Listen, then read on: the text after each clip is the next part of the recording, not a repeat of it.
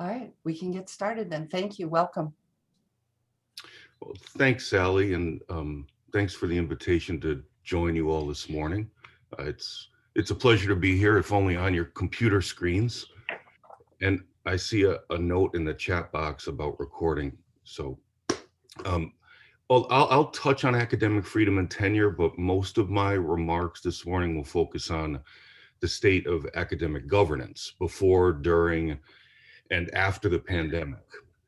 And I'm going to pay special attention to the AAUP's omnibus governance investigation that's just getting wrapped up. So given that focus on governance, I feel compelled to warn everyone now that most of the next 40 minutes will be relatively cheerless. I should begin by defining the term academic governance, or more commonly shared governance, since there seem to be a lot of misconceptions, a growing number of misconceptions about what that actually is. And in April of 1967, the annual meeting of the AAUP endorsed the Statement on Government of Colleges and Universities, jointly formulated with the American Council on Education and the Association of Governing Boards of Universities and Colleges. And that statement continues to stand as the AAUP's chief policy document on academic governance. It is also the cornerstone of countless institutions' governance structures. It's the principles and standards that are outlined in that statement that define traditional academic governance to this day. One of the central principles is this, quote, the variety and complexity of the tasks performed by institutions of higher education produce an inescapable interdependence among governing board, administration, faculty, students, and others.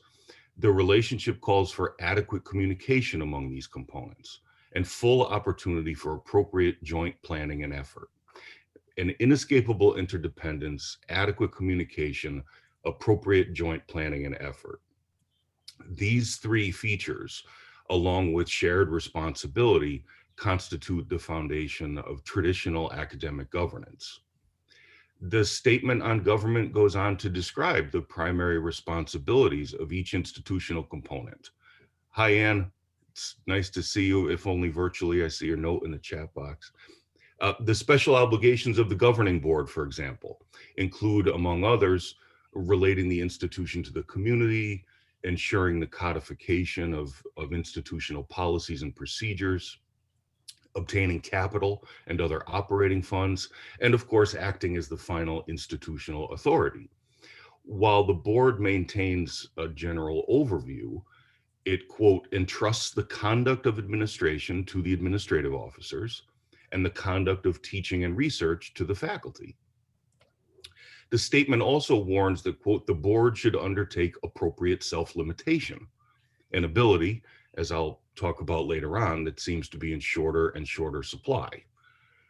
The president also has unique responsibilities, such as representing the institution to the public.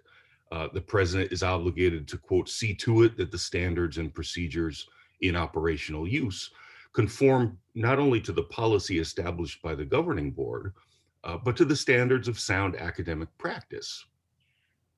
It's also incumbent on the president to ensure that faculty views, including dissenting views, are presented to the board in those areas and on those issues where responsibilities are shared. Generally speaking, the president's role is to plan, to organize, to direct, and to represent the institution. The faculty's areas of primacy are too numerous for me to list here, but it's well worth noting several, reminding us of several. Curriculum, subject matter and methods of instruction, including what we now call modality, research, faculty status, and those aspects of student life which relate to the educational process. On these matters in particular, the statement says that the power of review or final decision lodged in the governing board or delegated by it to the president should be exercised adversely only in exceptional circumstances and for reasons communicated to the faculty. The faculty should, following such communication, have opportunity for further consideration and further transmittal of its views to the president or board. In addition, the faculty should actively participate in the determination of policies and procedures governing salary increases. Finally, it's important to highlight the faculty's role in institutional governance.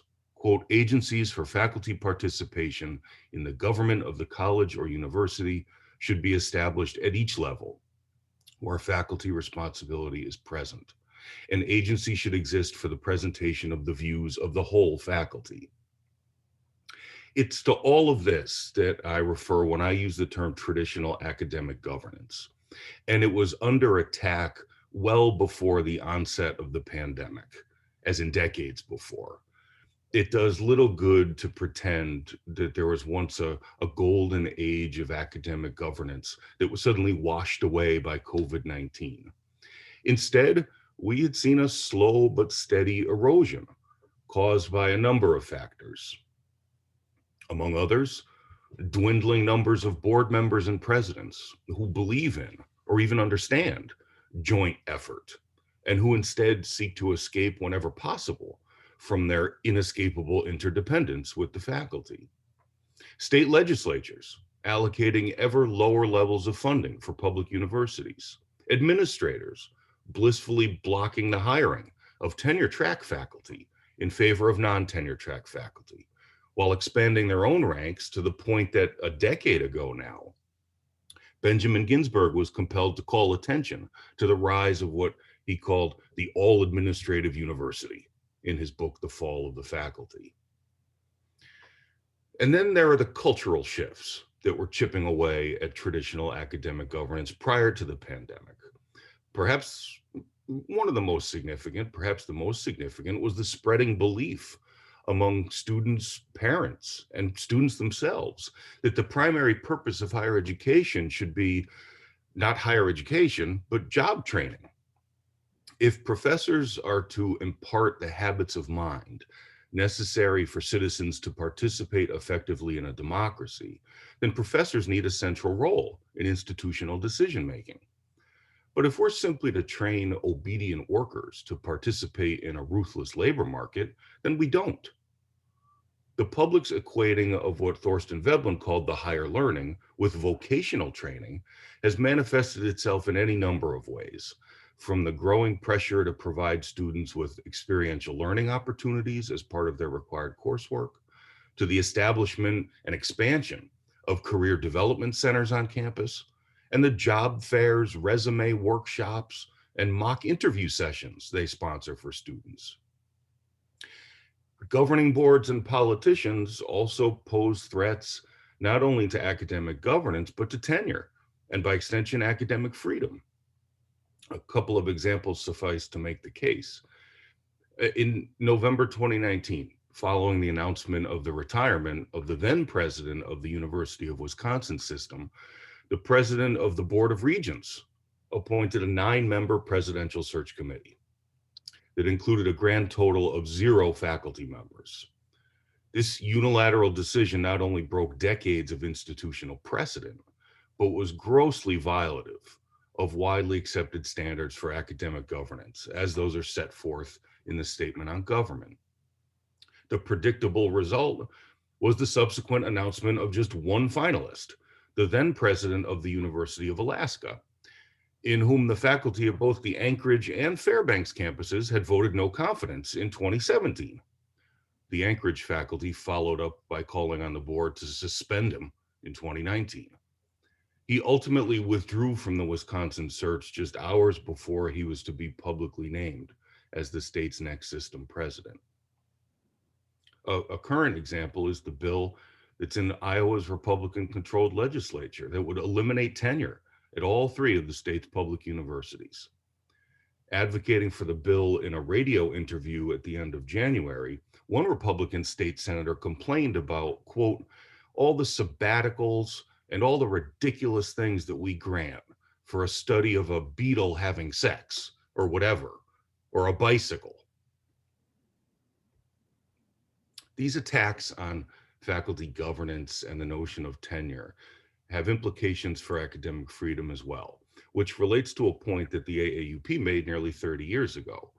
The association's 1994 statement on the relationship of faculty governance to academic freedom asserts that, quote, sound governance practice and the exercise of academic freedom are closely connected, arguably inextricably linked. It goes on to say that, quote, a sound system of institutional governance is a necessary condition for the protection of faculty rights and thereby for the most productive exercise of essential faculty freedoms. This inextricable linkage is particularly important when it comes to decisions in areas for which faculty have primary responsibility. Whenever such decisions are not in the hands of the faculty, there's not only the potential for administrative and board overreach as well as legislative interference, but often the actuality of it. Making matters much worse, of course, was the onset of the pandemic, the latest example of the shock doctrine that Naomi Klein described in her 2007 book of the same name. And for a year now, more than that, higher education has been witnessing what Klein called disaster capitalism, the aftermath of the shock, which has included administrations and governing boards and state legislatures taking advantage of faculty's collective disorientation, absence from campus, and inability to build opposition. These groups' brazenness was exemplified in December of last year by the interim dean of the College of Arts and Sciences at the University of Colorado at Boulder. After proudly announcing a long-term plan to replace tenured faculty with non-tenure track faculty, he conveyed his guiding principle in an interview with Inside Higher Ed. He said, quote, "Never waste a good pandemic."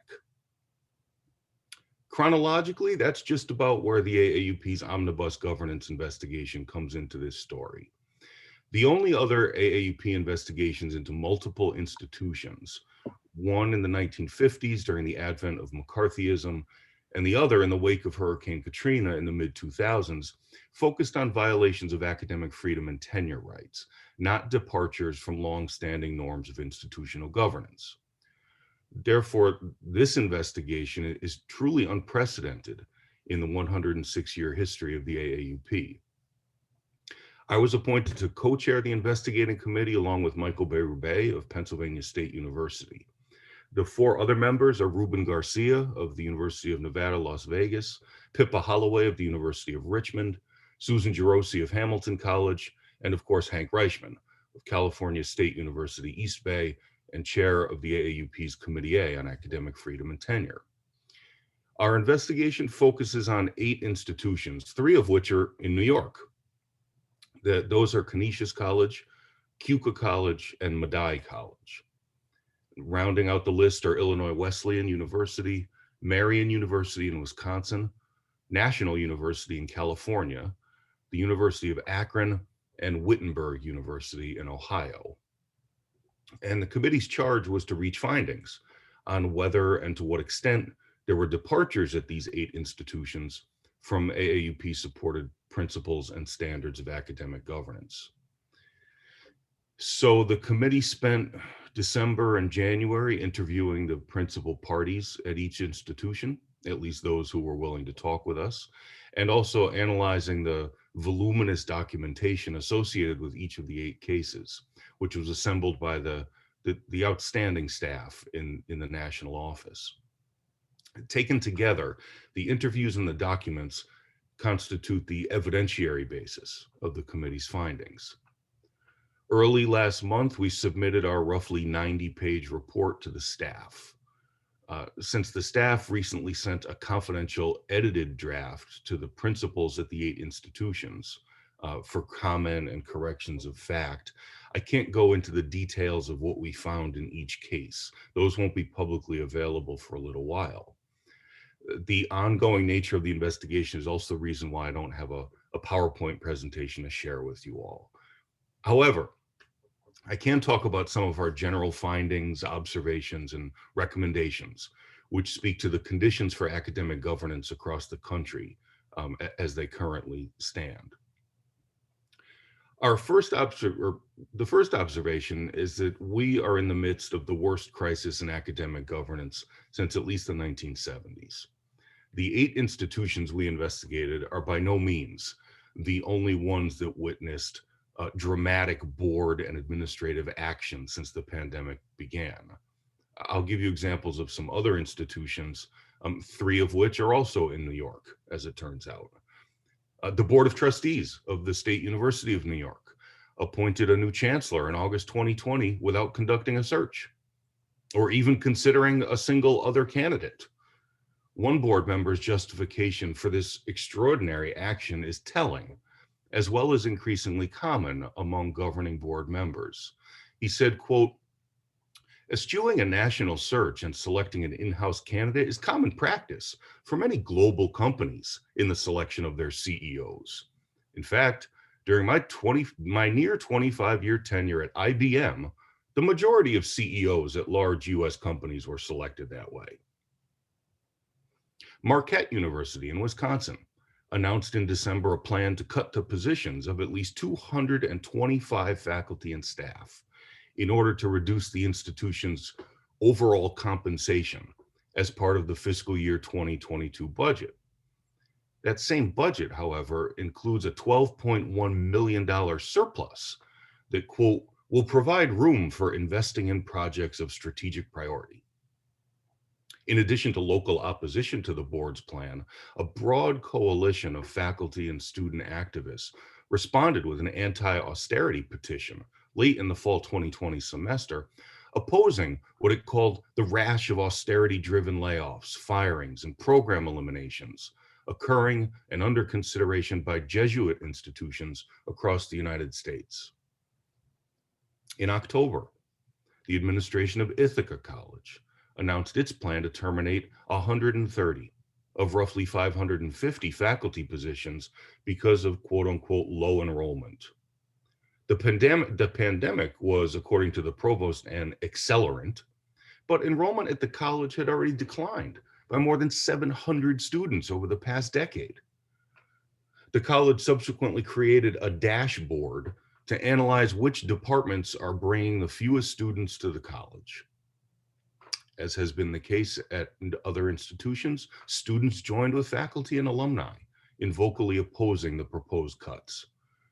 Nonetheless, at the end of February, the president and provost accepted all the recommendations of the ad hoc Academic Prioritization Process Implementation Committee, including the elimination of 116 full-time equivalent faculty positions and 26 departments, programs, and majors. The administrations of 5 universities in the Pennsylvania state system of higher education moved during the fall 2020 semester to lay off more than 100 full-time faculty, the largest retrenchment in the system's history. The Philadelphia Inquirer reported that the 93,000 student system has lost 22% of its enrollment since 2010, a trend that was made worse by the pandemic. Citing the need to be, quote, innovative and flexible in dealing with COVID-19, the governing board of St. Leo University in Florida voted in November that it would no longer recognize the faculty union and announced it was moving forward with a new governance structure for the institution. The board chair claimed that, quote, by creating a new shared governance structure, the governing board was enabling faculty members to work closely with the administration to quickly adapt and meet the needs of our students. The College of St. Rose in Albany, in December of last year, announced it would be discontinuing 25 academic programs and eliminating more than 1/5 of the institution's tenured and tenure track faculty positions due to declining or historically low enrollment. It's worth noting that St. Rose's administration implemented a program prioritization process of its own just 6 years ago to address a structural deficit. That resulted in the elimination of 23 tenured and tenure track faculty positions and landed the college on the AAUP censure list in 2016. Yet it obviously did not have the intended result of financial stabilization. And finally, and also in December, the University of Vermont unveiled a plan to cut 12 majors, 11 minors, and 4 graduate degree programs, all within the College of Arts and Sciences, ostensibly to address what the dean of the college called a long-term structural deficit. The criterion, as the dean informed the faculty, for choosing the majors he did for elimination were those that, quote, enrolled 25 or fewer students or graduated 5 or fewer students in the major on average over the last 3 academic years.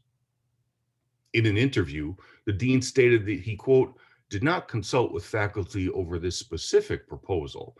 I could not see how that could be done when I was proposing closing programs. The proposed program closures would save an estimated $600,000 to $800,000, which sounds like a lot until we realized that the university also, quote, reported an increase of $24 million in its net position this year, primarily due to an increase in the value of its $562 million endowment. Maybe the most obvious shared aspect of the cases is the pandemic's exacerbation of years of pre-existing financial difficulties, real or imagined. A common condition that forces one to question the extent to which these institutions, governing boards, and administrations met their fiduciary and managerial responsibilities, which, as I mentioned earlier, are identified in the Statement on Government.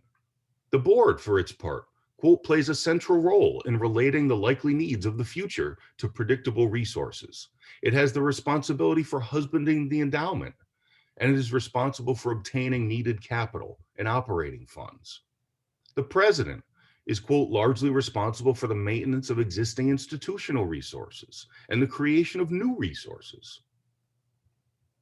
It appears that these responsibilities simply were not adequately fulfilled by boards and administrations at institutions that faced years of financial trouble before the onset of the pandemic. Corrective action during those years, when it was taken at all, obviously was not effective. And then COVID-19 struck. In addition, it's worth reiterating the crucial importance of the faculty's participation in budgetary matters under normal circumstances, but especially before, during, and after a crisis occurs. While the faculty at the colleges and universities we investigated, and at others as well, had general knowledge, or at least an impression, of their respective institutions' finances, the faculty's involvement in the development of the budget appeared minimal. The AAUP's statement on the role of the faculty in budgetary and salary matters stipulates the following. The faculty should participate both in the preparation of the total institutional budget and in decisions relevant to the further apportioning of its specific fiscal divisions.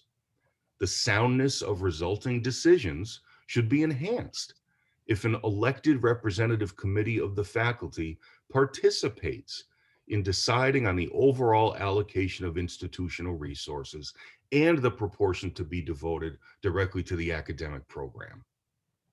The committee should be given access to all information that it requires to perform its task effectively, and it should have the opportunity to confer periodically with representatives of the administration and governing board. None of this happened at the institutions under investigation. Instead, trustees and presidents, most of whom suddenly began operating in a state of panic after years of fiscal mismanagement, seized upon the pandemic to assert the need to right size or be nimble or realign or innovate and be decisive and take bold action in unilaterally altering their institution's governance structure, curriculum, and labor force, thus creating an acute crisis in academic governance. The horrifying results have included the loss of faculty members' jobs and livelihoods, the cheapening of students' educations, and the transformation of institutions' identities. Absent a recognition by college and university leaders of their chronic failure to exercise appropriate fiduciary responsibility and of the dire consequences of their actions over the past year, we shouldn't be sanguine about the prospects of recovery by institutions that are similarly situated from the current governance crisis. A second observation is that over the past year, faculty leaders have often faced this terrible dilemma of either participating in ad hoc governance processes they knew to be flawed in the hope of shaping their outcomes, or refusing on principle to participate at all, thereby allowing administrators and board members to simply move forward without them. Ad hoc governance processes and bodies, task forces, working groups, and the like, emerged at institutions across the country immediately after the onset of COVID-19. Of course, decisions needed to be made quickly last spring, for example, to close campuses and move instruction online. Trouble arises, though, when ad hoc groups encroach on, and worse, circumvent the existing faculty governance structure, as they too often have over the past year. When faculty do opt to participate in a makeshift governance process, it should be under the same circumstances as their participation in the standing governance structure. That is, they should be elected by the faculty rather than appointed by the administration, and they should be free to discuss the committee's work with their colleagues and report regularly to them, as called for in the Statement on Government and derivative AAUP policy statements, such as confidentiality and faculty representation in academic governance. That latter document asserts, quote, except in personnel matters, imposing a precondition of confidentiality on faculty representatives serving on institutional governance bodies is incompatible with AAUP supported governance standards. Yet administrations impose confidentiality agreements on faculty members serving on ad hoc committees at many of the institutions we investigated. Third, there have been numerous instances on campuses across the country of sudden unilateral decisions by governing boards and administrations to set aside faculty handbooks, in whole or in part, in response to the pandemic. Of course, doing so amounts to a declaration that agreed upon rules and procedures, which should obtain under all conditions, can be discarded altogether in moments of crisis. That such conditions could exist on college and university campuses is particularly deplorable and does great harm to faculty and staff morale and to mutual trust and to the joint effort called for by the Statement on Government. But over the long term, sudden and unilateral decisions to revise faculty handbooks might be even more corrosive, since the disaster management procedures enshrined in the revisions will become permanent features of institutional governance. It's therefore advisable for faculty members, especially those serving in a Senate or similar body, to be exceptionally vigilant about revisions to handbooks that change the character of academic employment at their institutions. A fourth observation: force majeure type clauses in collective bargaining agreements, faculty handbooks, and faculty contracts and letters of appointment provide administrations with what is essentially a nuclear option that nullifies all the other financial exigency related provisions of those documents. When such a clause is incorporated into a collective bargaining agreement, invoked by the administration and upheld by binding arbitration, the faculty are left with little to no recourse. Historically, of course, the AAUP takes the position that association-supported principles and standards take precedence over the provisions of CBAs when such provisions contravene association-supported principles and standards. This was the position that was upheld in the association's 2012 investigation at the University of Northern Iowa, and it provided an incentive for the UNI administration to return to the bargaining table and abandon its plans for program closures and layoffs of tenured faculty. It's worth noting that UNI remains in good financial health today, so its administration's sense of impending doom 9 years ago was clearly unwarranted. As the authors of the Hurricane Katrina report observed, handbook or CBA provisions that allow an administration to invoke force majeure or catastrophic conditions or act of God or extraordinary circumstances to nullify existing policies and unilaterally shutter programs and terminate tenured appointments are inimical to principles and standards of academic freedom and faculty governance. Faculty should therefore steadfastly oppose their inclusion in CBAs and faculty contracts and handbooks.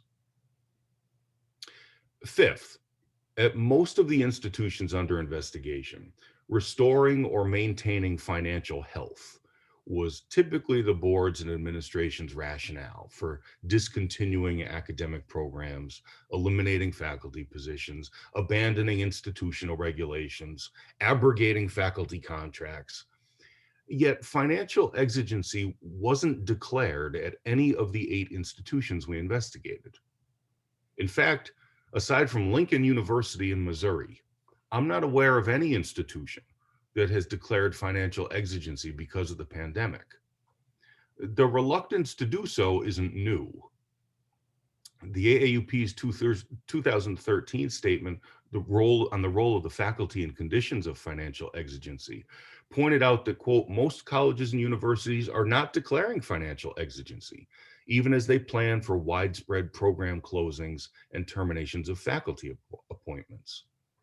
Instead, a growing number of institutions have sought to create alternate categories of financial crisis that would circumvent AAUP policy on financial exigency.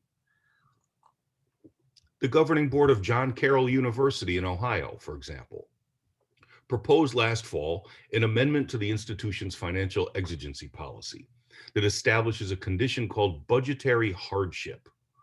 The threshold for declaring so-called budgetary hardship is far lower than that for financial exigency. The board may invoke it upon a projected 6% loss in cumulative net revenue over a 3-year period. In addition, a declaration of budgetary hardship would empower the administration to terminate tenured appointments without appeal if the president deems it necessary to eliminate the projected shortfall in net revenue. The legal firm retained by JCU's board is reportedly working with 9 other institutions to incorporate budgetary hardship provisions into their faculty handbooks. Needless to say, the creation of such a standard would effectively render tenure meaningless at those institutions. It's not only that, quote, the faculty should be centrally involved in deliberations about exigency, as asserted in the role of the faculty and conditions of financial exigency. It's also that faculty members should object to any attempt to introduce new categories of financial crisis that would circumvent AAUP-supported standards on financial exigency. A sixth observation is that there is overwhelming evidence that tenure, and thus academic freedom, has faced a frontal assault across the country in the wake of the pandemic. Kansas has emerged as a major battle site. In a unanimous vote at the end of January, the state's Board of Regents, which governs 6 universities, approved a policy that extends through the end of next year, allowing for quote unquote emergency terminations and suspensions of faculty positions, including tenured positions. The board's rationale was familiar. Quote, the extreme financial pressures placed on the state universities due to the COVID-19 pandemic, decreased program and university enrollment, and state fiscal issues. The previous policy entailed declaring financial exigency in order to terminate tenured faculty appointments, a process that was consistent with AAUP regulations. Under the region's new policy, no declaration of financial exigency is necessary, and faculty whose positions are terminated or suspended wouldn't be entitled to an adjudicative hearing. We obviously can't know whether Kansas will prove to be a bellwether. Even if it doesn't, however, the institution of tenure in this country, and by extension, academic freedom, has suffered severe damage over the past year, and not only at the institutions we investigated. A seventh point is that the policies and procedures at the institutions under investigation were generally adequate, Yet boards and administrations, in the interest of rapid decision-making and again, being nimble and innovative, chose to ignore, revise, or circumvent them altogether, including those relevant to areas of primary faculty responsibility. The institution's faculty handbook cited or reproduced AAUP policy statements. Their governance structures included elected faculty bodies to which administrations had previously deferred in areas of faculty primacy.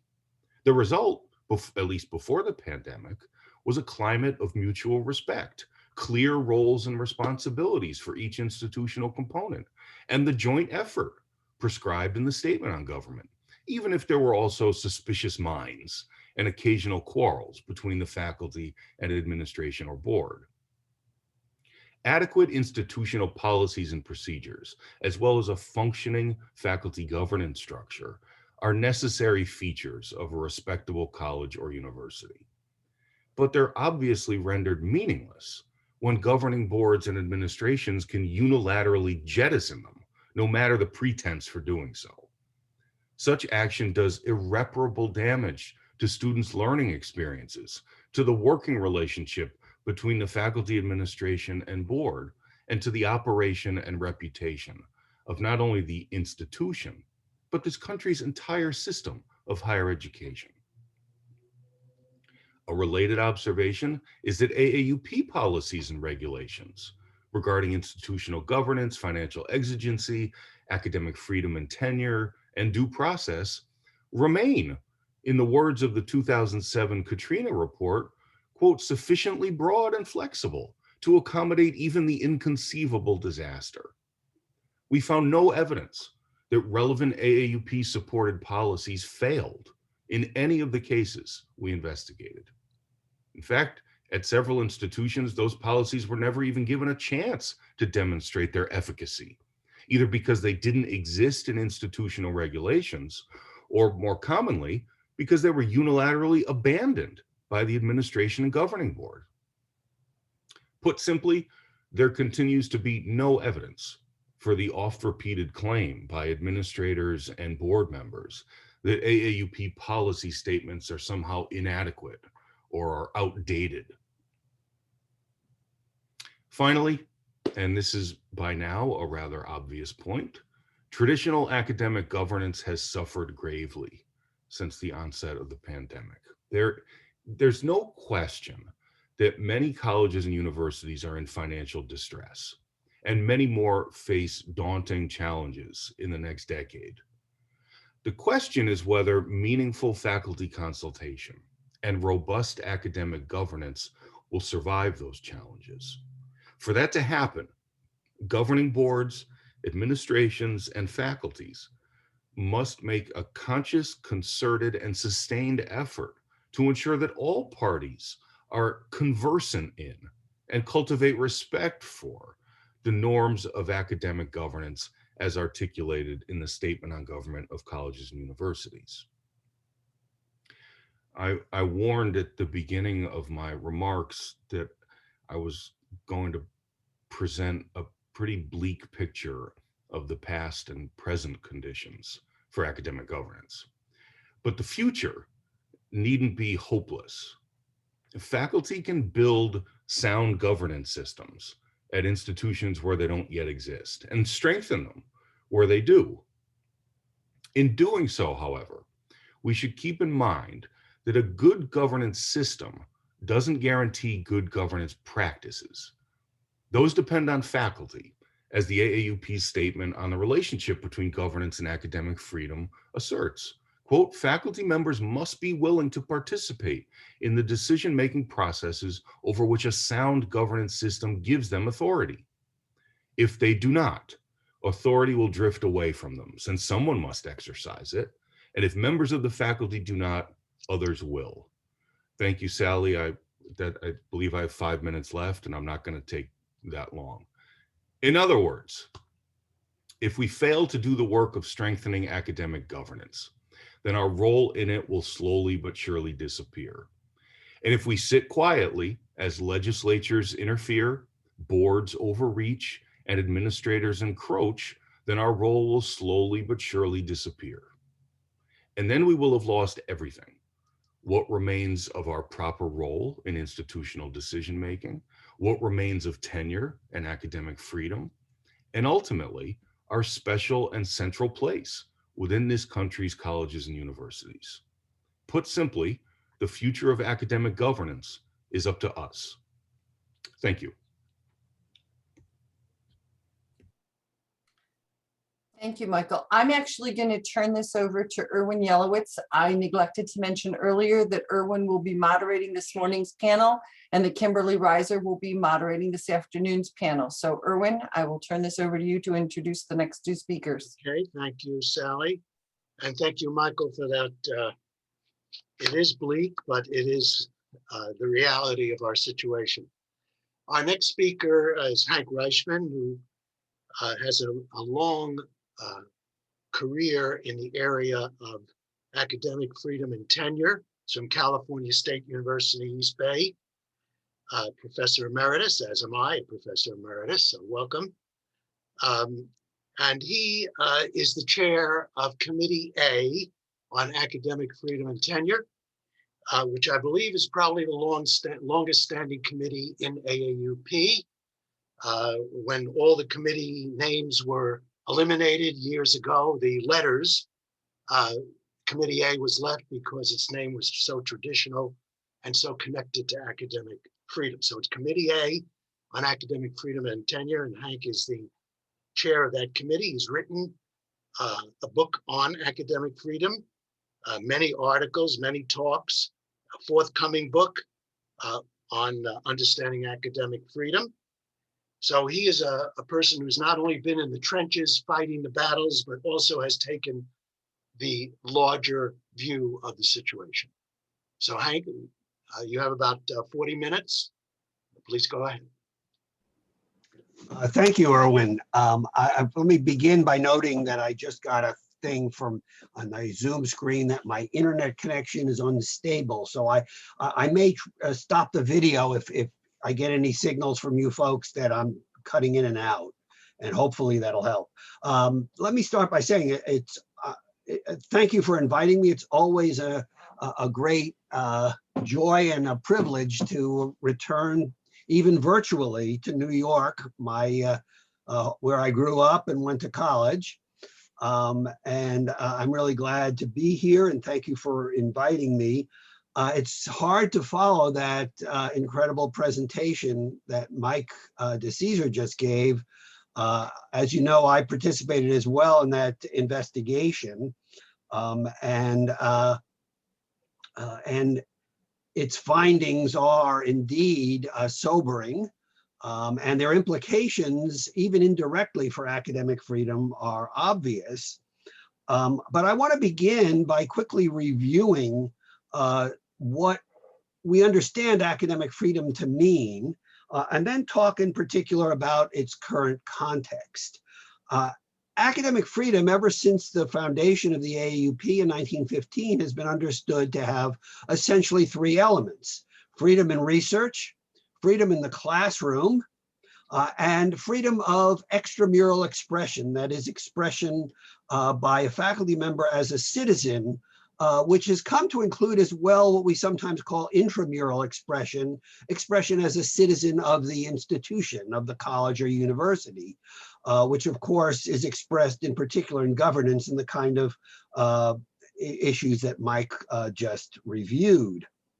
It's important to note as well about academic freedom, the point that Mike made about shared governance. There's never really been a golden age.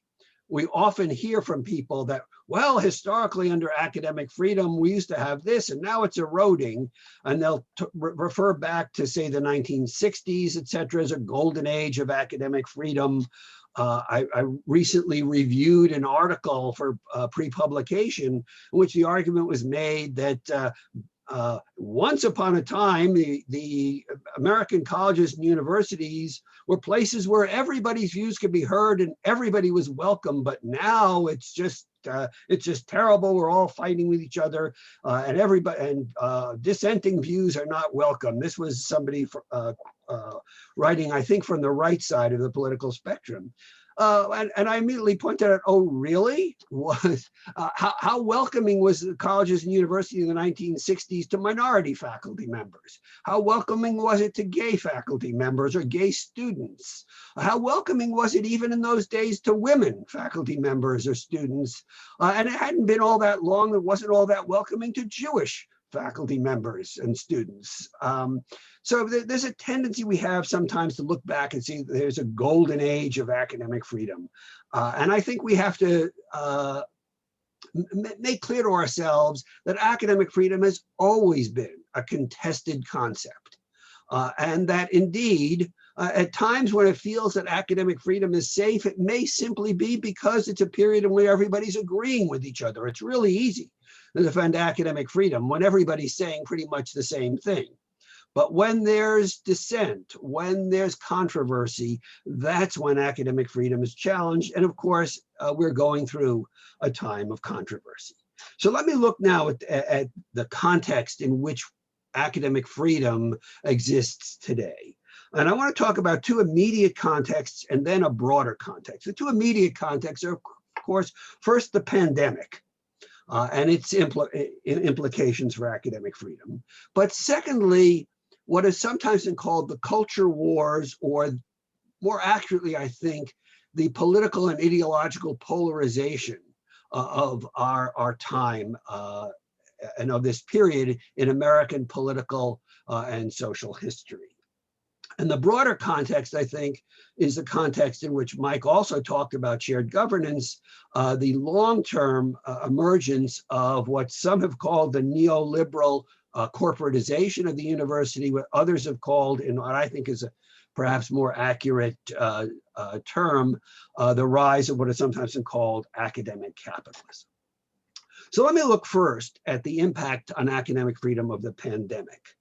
Now, as Mike talked about, as the AAUP omnibus investigation revealed, at not only the 8 institutions we investigated, but at many institutions around the country, the pandemic has been an excuse for the layoffs of faculty members, including the layoffs of tenured faculty members. And indeed, even at some institutions, most notably at one of the institutions we investigated here in New York State, Medaille College, the formal elimination of tenure and tenure systems.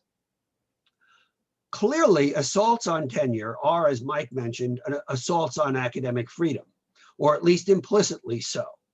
But were these layoffs particular instances of attacks on academic freedom? It's difficult to say. When faculty members are laid off in these ways without actual participation of faculty governance, et cetera, the door is open for layoffs to be done to selectively include campus gadflies, controversial faculty members whose views either on college and university governance or on broader political and social issues are controversial or not accepted by the administration or the board of trustees. Did this happen at some institutions? It's difficult to say. But that's the point. Without protections of a tenure system, without protections of shared governance, even where those motivations cannot be clearly demonstrated, the possibility that they lie implicit are there. And that's one of the real impacts of the pandemic. We simply cannot say to what extent and where administrations have used the pandemic as excuses to go after controversial faculty members, dissenters, etc. But what we can say is that the pandemic raised all sorts of new questions. Well, they're not really new questions. They exacerbated old questions about academic freedom in teaching. The rapid move of almost all teaching from in-person to online highlighted some of the potential dangers for academic freedom that online teaching has always presented. When classes are moved online, do faculty members have the same rights to speak the same rights to their intellectual property in teaching that they would have when they're teaching in person? It's difficult to say. Zoom, for instance, is been a remarkable tool, yet the fact that we're handing over our teaching mechanisms to outside companies should be troubling to everybody. And indeed, we've seen cases where faculty members teaching online have discovered that their online teaching is now open to being monitored by administrators, that students are in a position to record or to use comments made online against faculty members. Many of you have probably heard about Turning Point USA, this conservative student group that sponsored the so-called professor watch list. The notorious head of that group, when teaching moved online, issued a statement calling upon his supporters to monitor classes online and to use the online mechanisms to report supposed ideological indoctrination by left-wing and liberal professors. This, by the way, was a step too far, even for the Koch brothers. The Charles Koch Foundation issued a statement decrying this, but nonetheless, it's out there. And then we had the incident where at San Francisco State University, a online forum, and this was not a class, this was, an event, much like the event we're holding now, to be held on Zoom, in which a speaker associated with a Palestinian group, a speaker who had previously been accused and in fact had clearly been involved in terrorist action, the Zoom refused to carry the event and censored it. Other institutions then tried to protest it by doing similar events, and they too were censored. And indeed, to its great credit, the administration at San Francisco State University said that this is a violation of academic freedom. We don't necessarily support the views of all the speakers we bring on campus, but they have the right to speak at a public institution. But nonetheless, San Francisco State's ability to host that speaker was compromised by this outside agency, Zoom. So this raises some serious questions. And let me use that moment to digress to a moment to talk a bit about the BDS movement, because even before the pandemic and certainly after the pandemic, controversies over BDS have been one of the major flashpoints for academic freedom, both in the classroom and about extramural expression on campuses around the United States. The position of the AAUP has always been that we take no position about the underlying question. AAUP membership and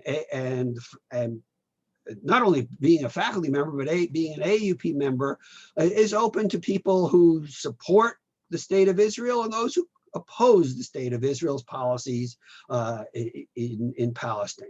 We'll have pro-BDS people and anti-BDS people as our members.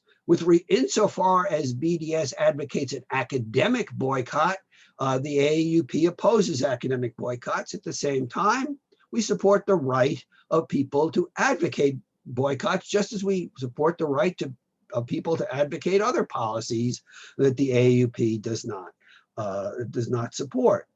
At the same time, I think we need to recognize that both sides of this dispute have been time after time willing to trample on the academic freedom and free speech rights of their opponents. Their techniques are often different. Student supporters of Palestinian rights have sometimes shouted down and prevented from speaking speakers they don't agree with. But supporters of Israel have sometimes worked behind the scenes to get invitations to speakers that they disagree with withdrawn. Indeed, the rights of speakers on this issue and the rights of faculty members to take positions on one side or the other of this issue have often been challenged. And it's important, I think, to recognize that it's the AAUP's position is that we believe that the principles of academic freedom, the principles of free speech for students and outside speakers, et cetera, apply to both sides of this controversy, and then administration should strive to facilitate and make clear that debates on these issues need to take place on campus. They need to be respectable, and they need to be allowed.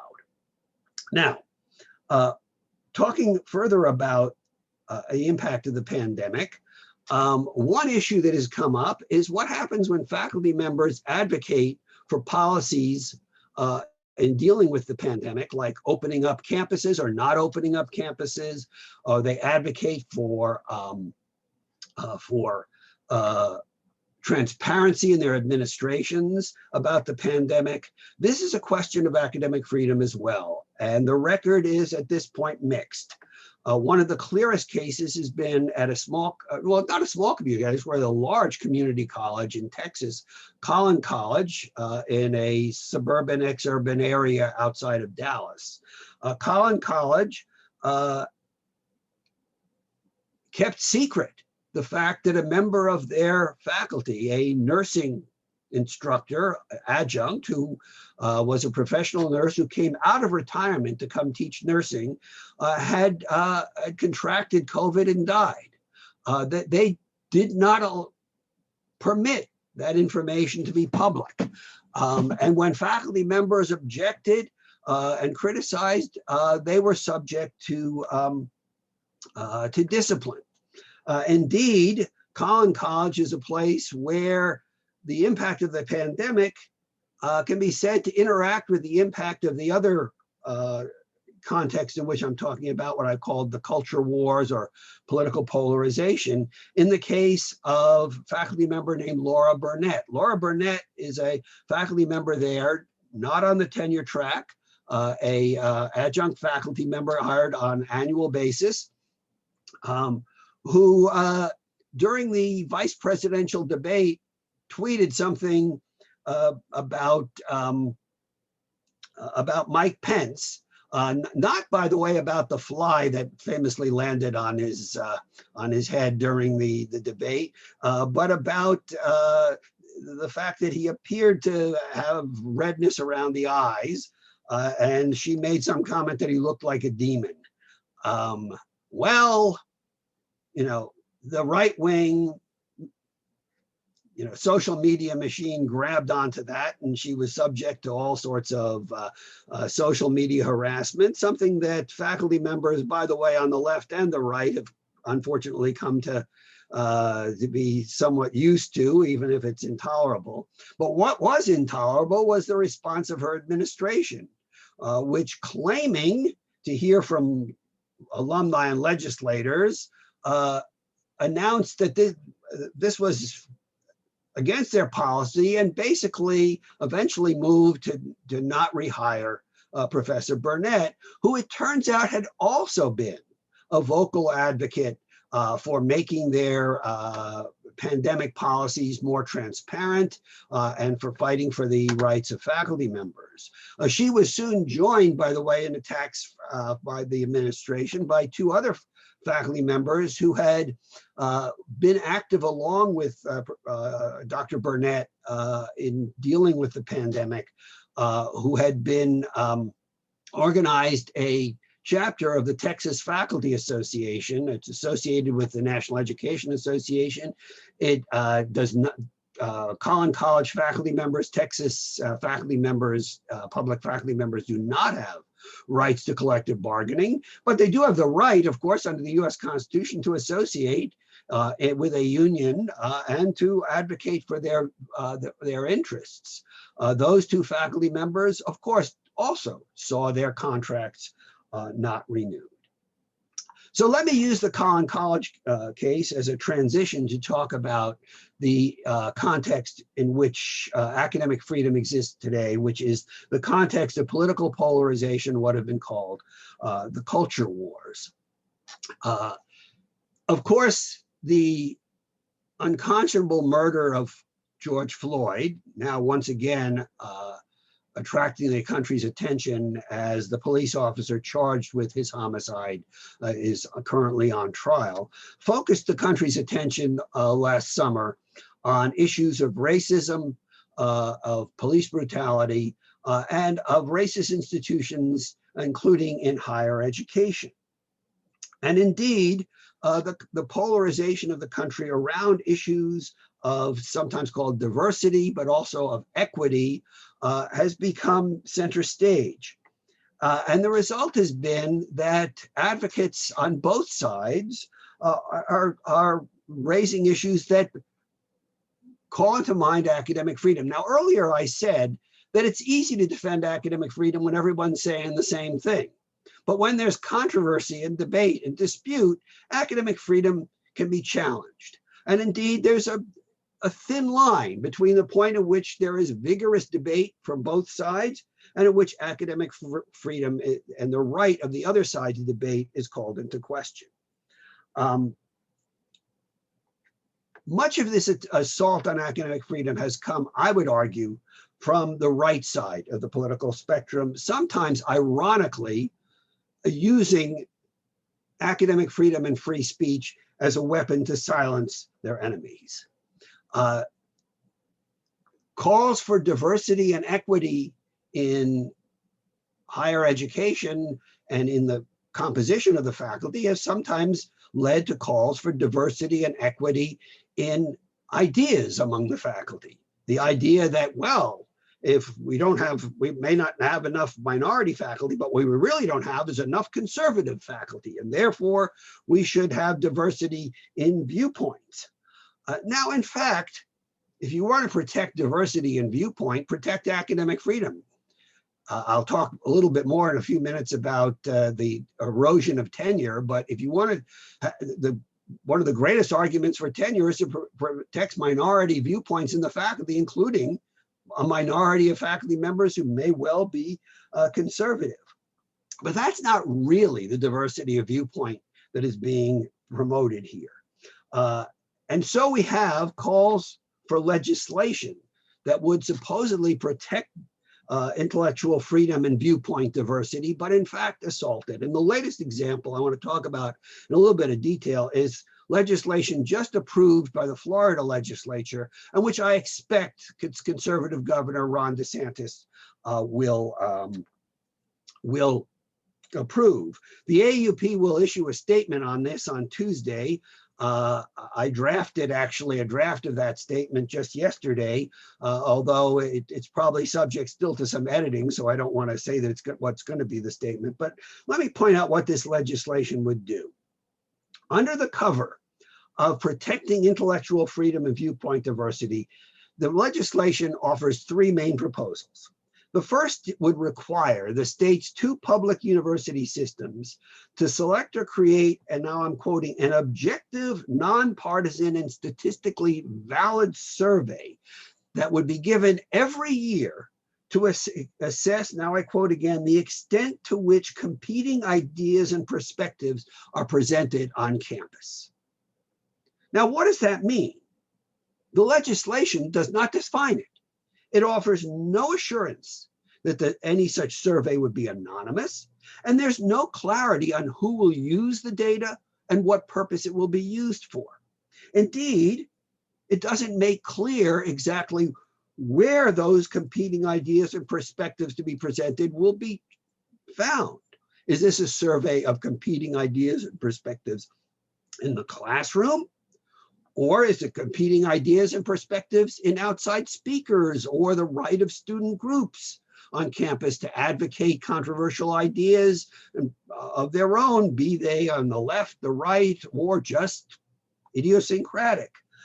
Indeed, it doesn't distinguish between the presentation of ideas in class and the presentation of ideas outside of class.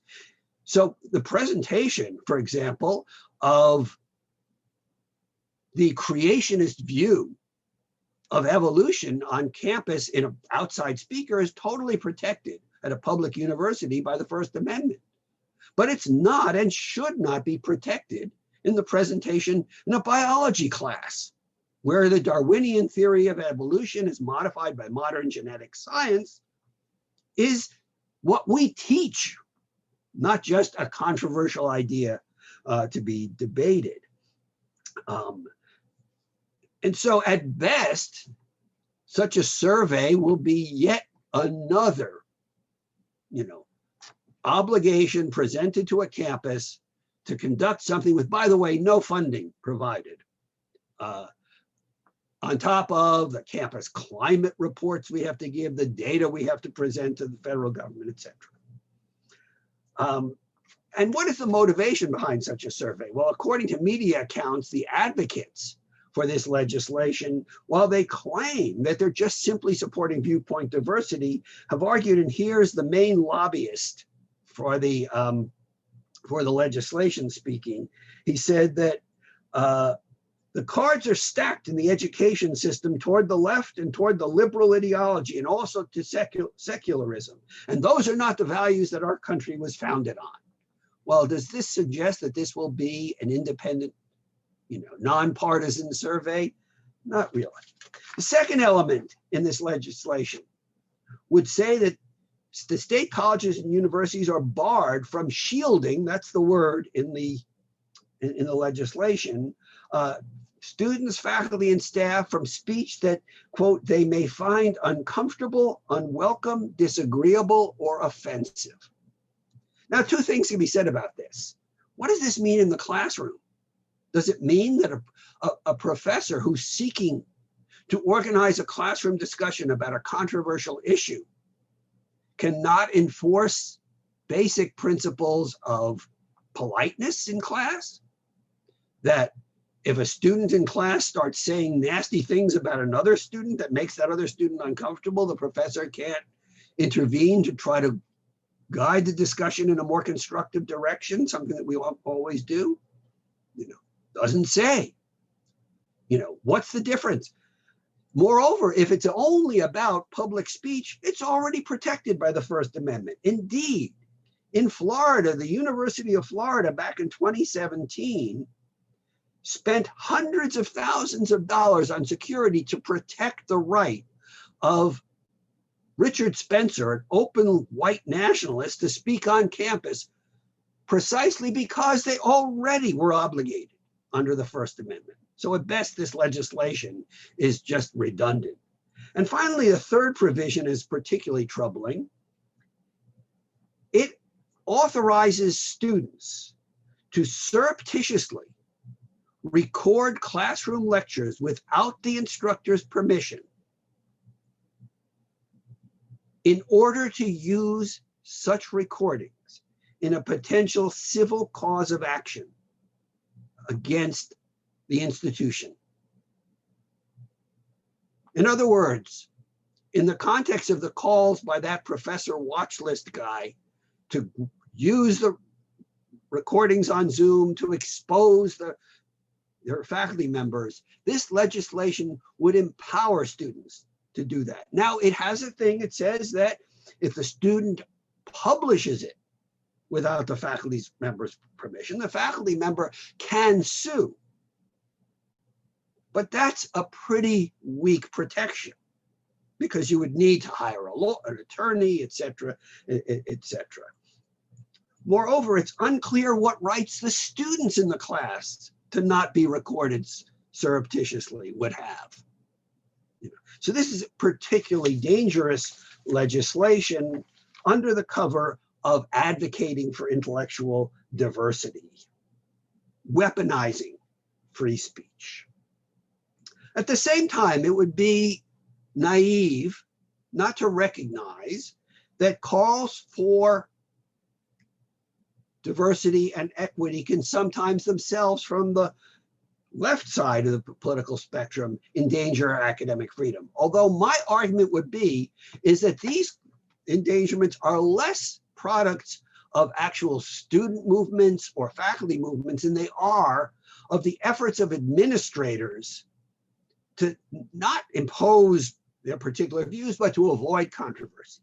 And let me give what to my mind is the strongest example of this. At the University of Southern California, a business faculty member was trying to illustrate a point about language and expression.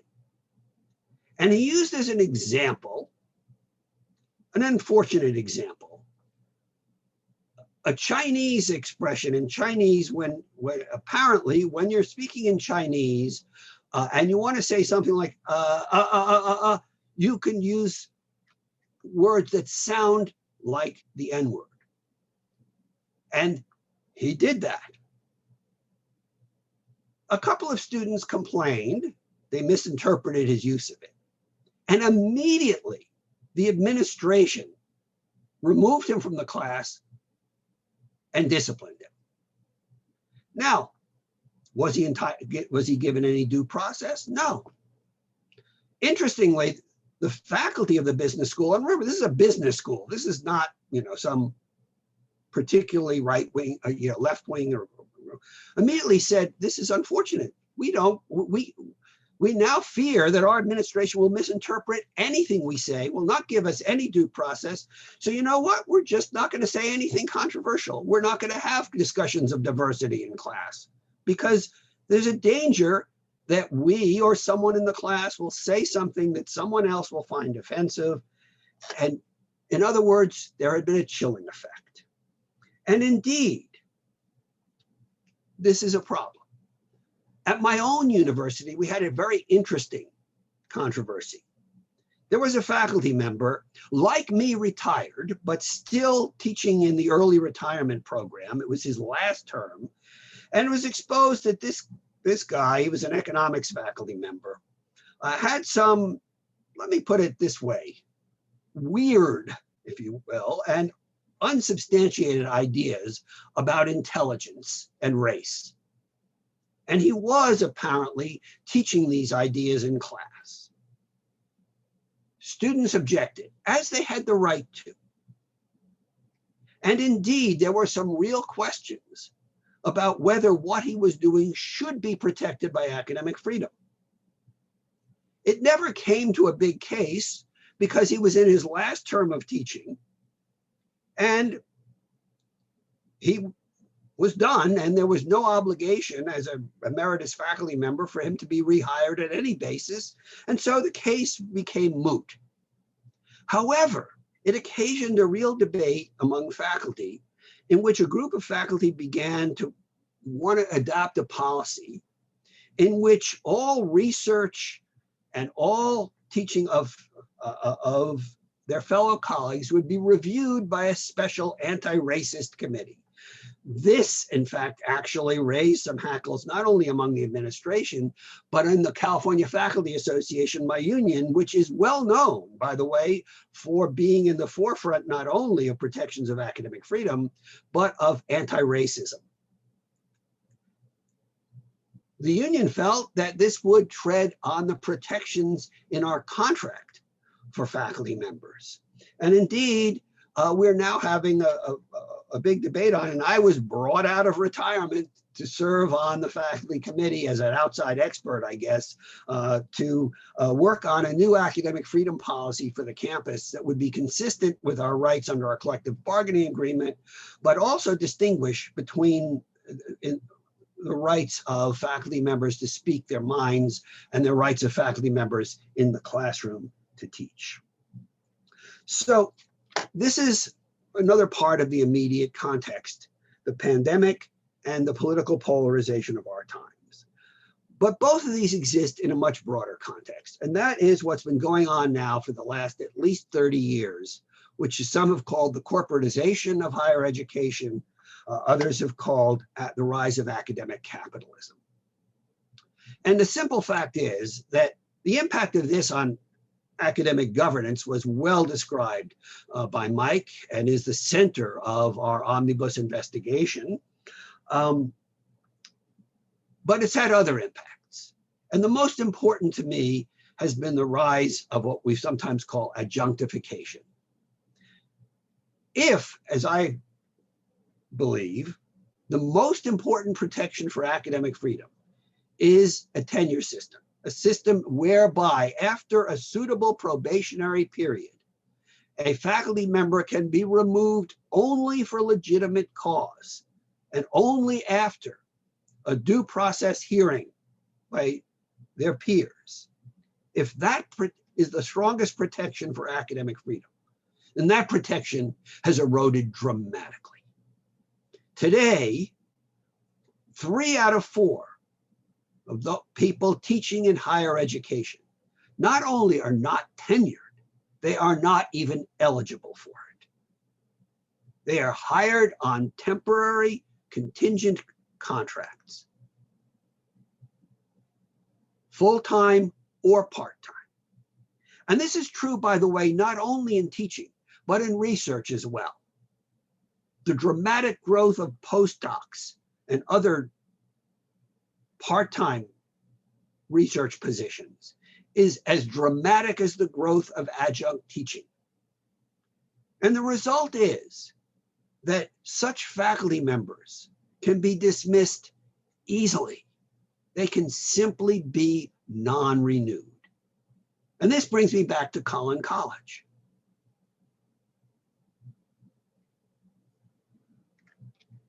Laura Burnett and her 2 colleagues have not been summarily dismissed. They are simply, their contracts are not being renewed. And the administration can simply say, well, we don't need them anymore. And it's their burden to prove that that's just an excuse. That's just an excuse. A few years ago, the AAUP investigated the Community College of Aurora in Colorado, where a faculty member was dismissed mid-semester while he was teaching, although they continued to pay him for the rest of the semester, in response to the fact that he didn't like a new curriculum that was being imposed upon him by the college administration and had sought to complain about that to the accrediting agency. By the way, he conformed to the curriculum. He just didn't like it and he thought it was a dumbing down. They dismissed him and they claimed, oh, we went in and looked at his class and oh my God, he was such a terrible instructor. We had to dismiss him. Of course, he'd been teaching there for years and always gotten very high evaluations from students and peers. Now, here's the interesting thing about that case. When we investigated it, our investigating committee immediately came to the determination, which I think was obvious from the get-go, that this was all a pretense. But the interesting thing is, as our investigation pointed out, is in a sense, the administration was too brazen for their own good. They could have simply waited till the end of the semester and said, their contract's not renewed. We're going to hire somebody else to teach that class.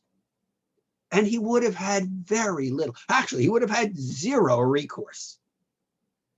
And it would have been far more difficult for the AAUP to demonstrate that indeed this was in retaliation for his exercise of his academic freedom. Now, Sally mentioned that I just have a couple more minutes, so I want to conclude by talking about something very briefly that I was asked to talk about, which is the impact of collective bargaining on academic freedom.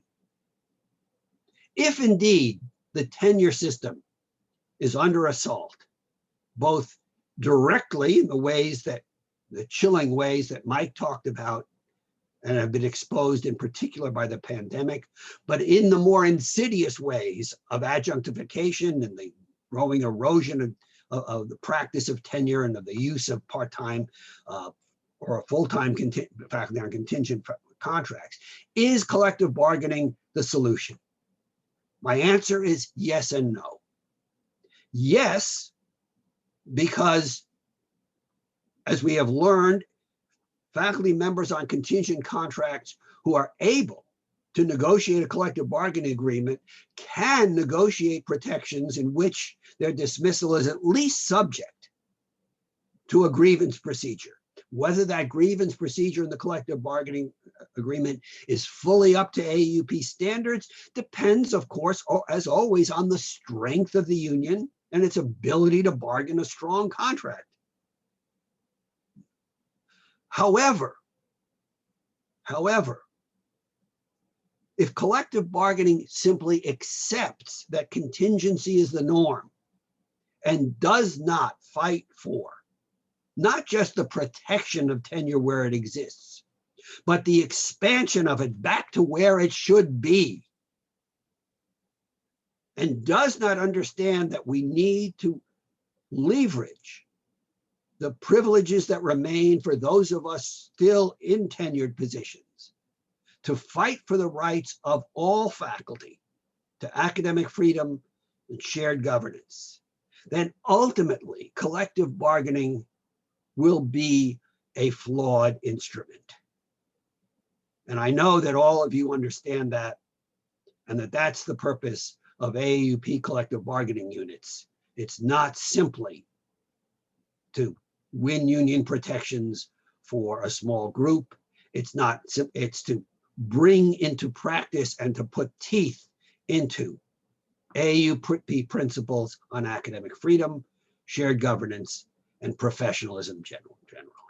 And I'll leave it at that. Thank you.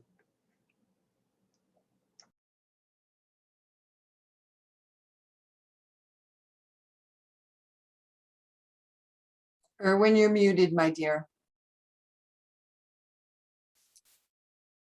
Thank you very much, Hank. I was saying that our third speaker, I'll introduce in just a moment, but I want to emphasize that we are going to have a question and answer period after Joerg Tiede speaks.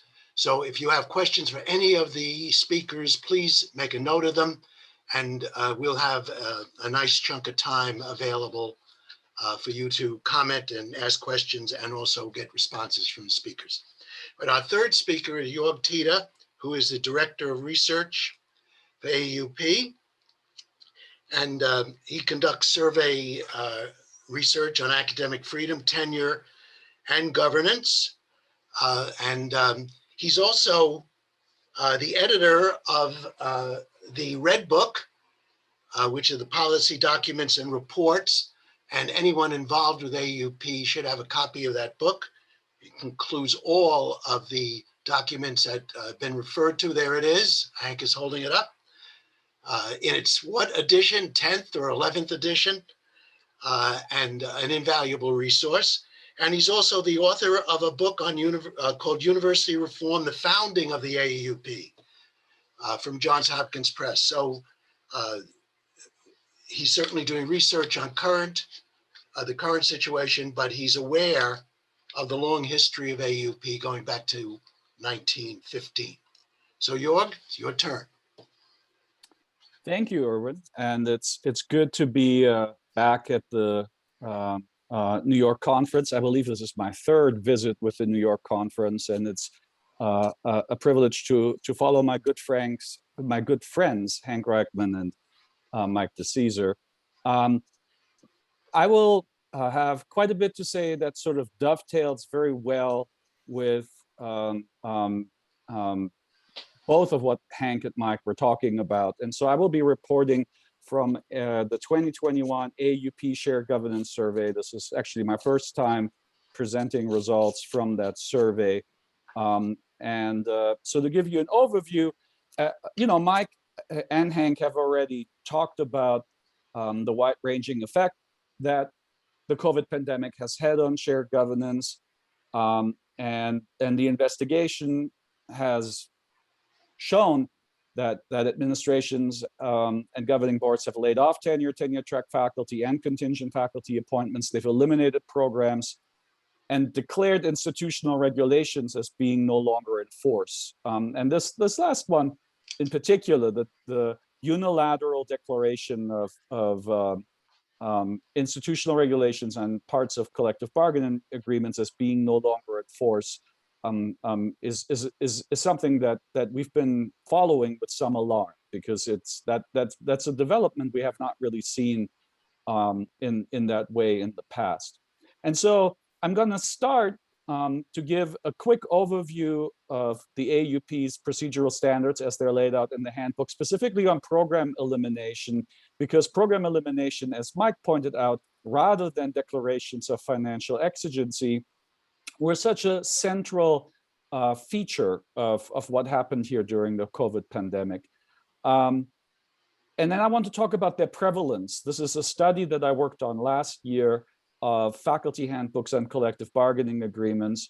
And then I want to talk just about the AUP's position on declaring faculty handbooks as no longer enforced. And then I'm going to go on and give some findings of the 2021 Shared Governance Survey, which provides some evidence that the particular things that the governance investigation found had occurred at these particular institutions happened on a broader scale, that there's a larger percent actually where similar things happens. And that's sort of in the nature of AUP investigations, is that not every single institution in the end can be investigated.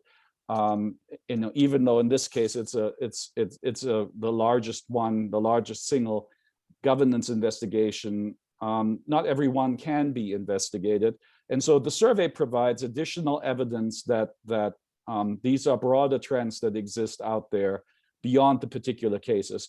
But I also found some interesting developments that are really outside of the scope of the governance investigation, just by the nature of what these investigations can look at. And so I will talk a little bit about that as well. So as I said, I want to just briefly, I think this is hopefully helpful for everybody to get a sense of what the AUP's policies on program discontinuation are. Both Mike and Hank pointed out that financial exigency declarations are one way in which faculty appointments can be terminated, but they were not that widely used as far as we can tell, but instead program eliminations were used, which are also recognized by the AUP as permissible for terminating tenured appointments, but there are certain safeguards attached to that. And so I want to go over those briefly and then again talk about their prevalence. And in part, I want to also point out some things I found about the difference between collective bargaining and non-collective bargaining in that context, which is something that Sally had asked that I try to focus some of this presentation on. So in the recommended institutional regulations, which provide the model language for defining conditions under which appointments can be terminated, it has a section on program discontinuation, and it states that they have to occur for educational considerations.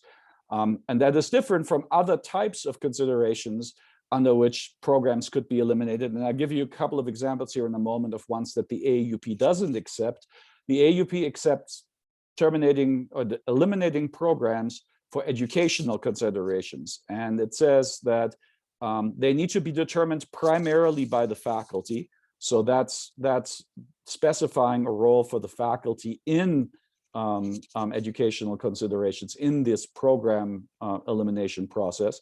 They need to reflect the long-range judgments that the educational mission of the institution as a whole will be enhanced by the discontinuance, and they do not include cyclical or temporary variations in enrollment. So these are the sort of three requirements that the AUP puts on educational considerations. It does not say further what they can be. I mean, that is just, more than really can be determined ahead of time, other than to give a central role in them to the faculty's judgment, but to at least restrict that they really can't just be, from one year to the next, there's a drop in enrollment, and that they somehow do have to reflect some long-range judgment. We do also have something to say about what counts as a program, and so that should designate a related cluster of credit-bearing courses that constitute a coherent body of study within a discipline or set of related disciplines. And when feasible, the term should designate a department or similar administrative unit that offers majors and minors. I mean, and the need to try to define what constitutes a program relates to problems that occurred in the past where administrators declared a subspecialty within a department, a program, and a subspecialty that may have only been represented by a single faculty member. So they might say, well, within the history department, the modern European historian, we have one, and that's a subspecialty in the history department. Well, that's a program, and we're going to terminate that person's appointment. You know, that was a problem that we dealt with for some time, and because of that, we provided some definition of what can count as a program. These are some bad examples, some things to a degree that I found in this study that I did on faculty handbooks last year. And I want to go over these because I think these are helpful to see why they're bad. The first one is sort of the archetypical bad one, and I was kind of shocked to see somebody spell that out explicitly. Financial reasons, which though they do not constitute an emergency for the college as a whole, do suggest that continuation of the program would not be in the best interest of the college.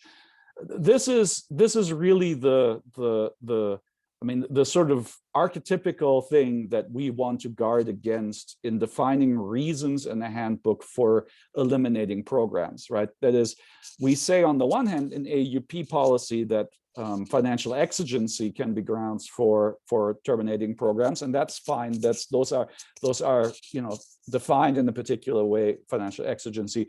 But then the other is educational reasons, and those are not financial.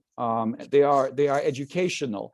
And instead, this is saying that, well, these are just some financial reasons that in the end fall short of a financial exigency, but just suggest that it's not in the best interest of the college. I mean, that is an incredible weak limit on the conditions under which programs or departments can be eliminated. And again, I was surprised to really find that spelled out explicitly in a handbook. And the elimination of duplication of programs within the university or among state institutions. This came from a particular state institution. I mean, that basically says if any other institution in the state has the same program, then we can eliminate it. Again, that obviously is much weaker. An ability to achieve effective and efficient program delivery through the creation of cooperative programs with other institutions through traditional or non-traditional means. So it doesn't have to be duplication, but if we agree with another institution to join forces, then we can eliminate it. A prioritization, and this whole issue of program prioritizations, of course, has been a central feature now for some time, and has been subject of several investigative reports. And again, simply prioritizing some program is not sufficient for eliminating others. A reallocation of resources due to budget priorities and or a reduction of or elimination of restricted program funds. So, I mean, this simply says that if the administration wants to put its money elsewhere, then it can eliminate a program. All of these fall far short of the AAUP's requirements for program discontinuation. And just to have some yardsticks of things that you might want to compare existing language to. Now, last year, I'm sorry, before I go to that, these are the procedural elements. This is just a one-page summary of the procedural elements that then are included. So, both financial exigency and program discontinuation have conditions under which they can be invoked. And then they have procedural elements that need to be provided to faculty members before their appointment can be terminated. So the first is that they will be promptly informed in writing and provided 30 days to respond. I mean, this is something that we added in the last round of revisions to this part of the recommended institutional regulations.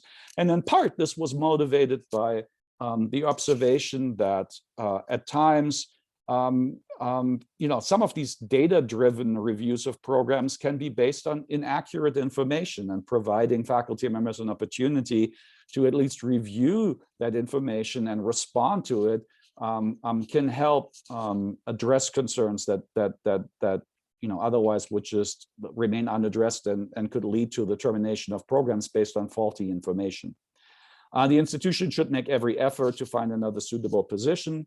And if that suitable position requires some retraining, that should be provided by the institution, and that faculty members should have the right to a hearing, where in particular the burden of proof that the administration's actions met the previous requirements would rest with the administration, and then there needs to be severance salary, notice, and recall rights. So last year, I conducted a study for the research department of the AAUP on the prevalence of policies on faculty appointments. And so this was a sample of faculty handbooks and contracts from some 200 four-year institutions with a tenure system. The margin of error here is plus minus 6 percentage points. I say this just when you look at some of the places where things are close together, just to keep in mind that some of them there's a margin of error. It replicates in part a study in 2000 that Kathy Trower did, and so it was a study that she published of doing exactly this, of taking a random sample of faculty handbooks and contracts and comparing certain elements on academic freedom policies, dismissal for cause policies, financial exigency, and program discontinuance, generally to AAUP standards, and just to find the overall prevalence. Just to say a word, I mean, on some of the findings, I think can be used by chapters to argue that if your policies don't have certain elements and they're found in this study to be relatively common, you can use this as an argument, just like you can use arguments that people should adopt AAUP policies because AAUP standards have the reputation of the AAUP attached to them. These provide more standards or more information about how common these types of standards are. And so to the extent that AAUP type standards are found to be common, which in many cases they were, not universally, unfortunately, but in many cases, that can be helpful to argue on your own campus that those policies should be adopted. And conversely, when especially this is something that I found in the dismissal for cause part that I'm not discussing here, when there are unusual or strange or problematic standards for when faculty can be dismissed, they were often very, very rare. And the ones that the AAUP generally views as acceptable were quite common. And so again, if you find that your handbook or contract has certain strange, unusual standards for cause, you can look and see to what extent they are common or uncommon, and use that potentially as an argument that it should be changed because yours is out of the mainstream. And so I'm providing here both the overall findings and some comparison to the year 2000 to see how this changed over the last 20 years. So here's some initial findings. So 85% of four-year institutions with a tenure system have a policy that permits the termination of appointments because of the elimination of a program. But unfortunately, only 33% of those restrict that to the AAUP standards of educational considerations. So 2/3 of institutions that have policies that permit the termination of appointments for the elimination of a program restrict those to educational considerations. And actually at collective bargaining and doctoral institutions, that restriction is even somewhat rarer. And there is more details in that study, which was published last summer in the bulletin. So here's an overview of the changes that happened in the provisions having to do with procedural protections. I noticed that having some element of notice or severance is very common and has become more common since 2000. And in the replication, I, as best as I could, used the same institutions that Trower used in her study. And so I tried to make these as comparable as I could across this 20-year time span. So having notice of severance in such a policy is exceedingly common and has become more common, requiring that another suitable position be found, again, is well over 3/4 of institutions. One of the largest increases that I found, both for financial exigency and for program elimination, was that a faculty role was specified in the policy.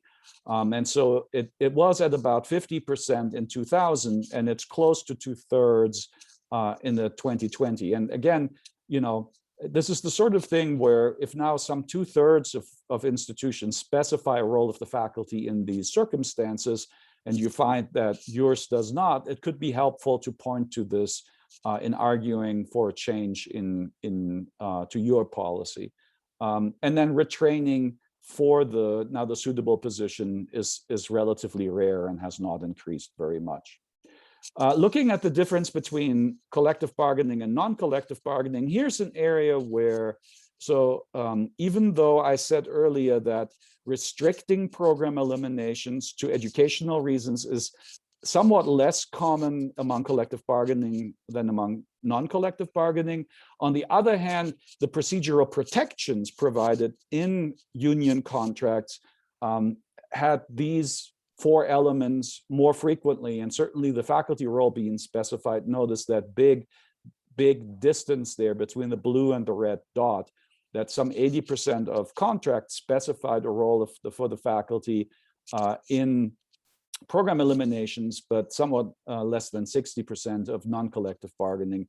So this is some evidence in terms of the protections provided in contracts, that where there's a difference between collective bargaining and non-collective bargaining. Very briefly, and both, well, I think in particular, Mike noted this. This is from our FAQs on our website. It's simply our current statement on the issue of declaring faculty handbooks or portions thereof no longer in force. Board and administrations have temporarily suspended faculty handbooks or key portions thereof in response to the financial crisis.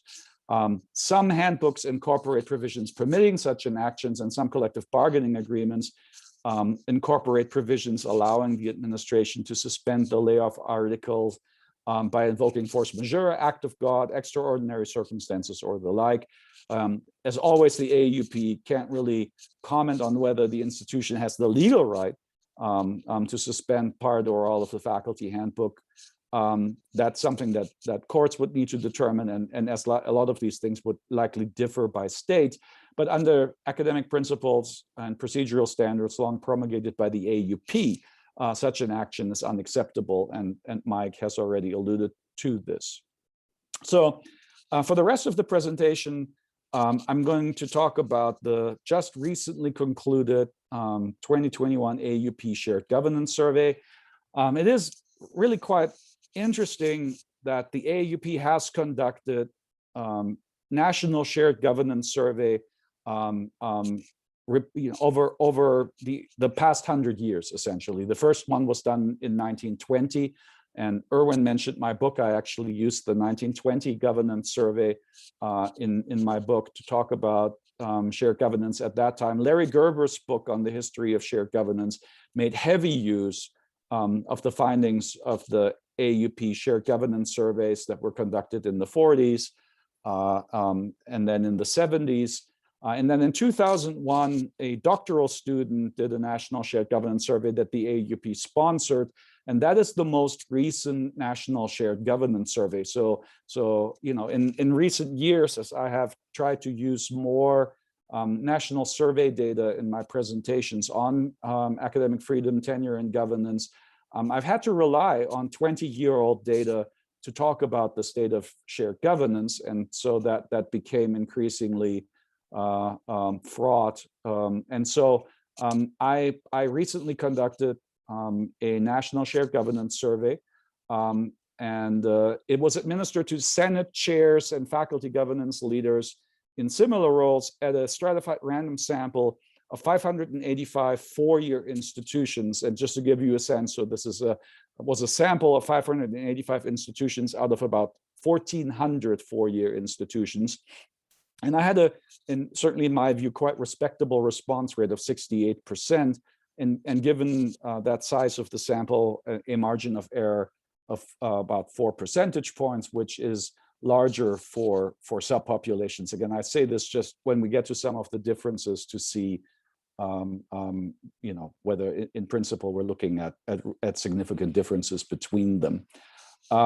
So I'm going to go through some of the findings of the survey. I had several questions specifically about COVID, and today I'm only going to talk about the part of the survey that was about the COVID pandemic.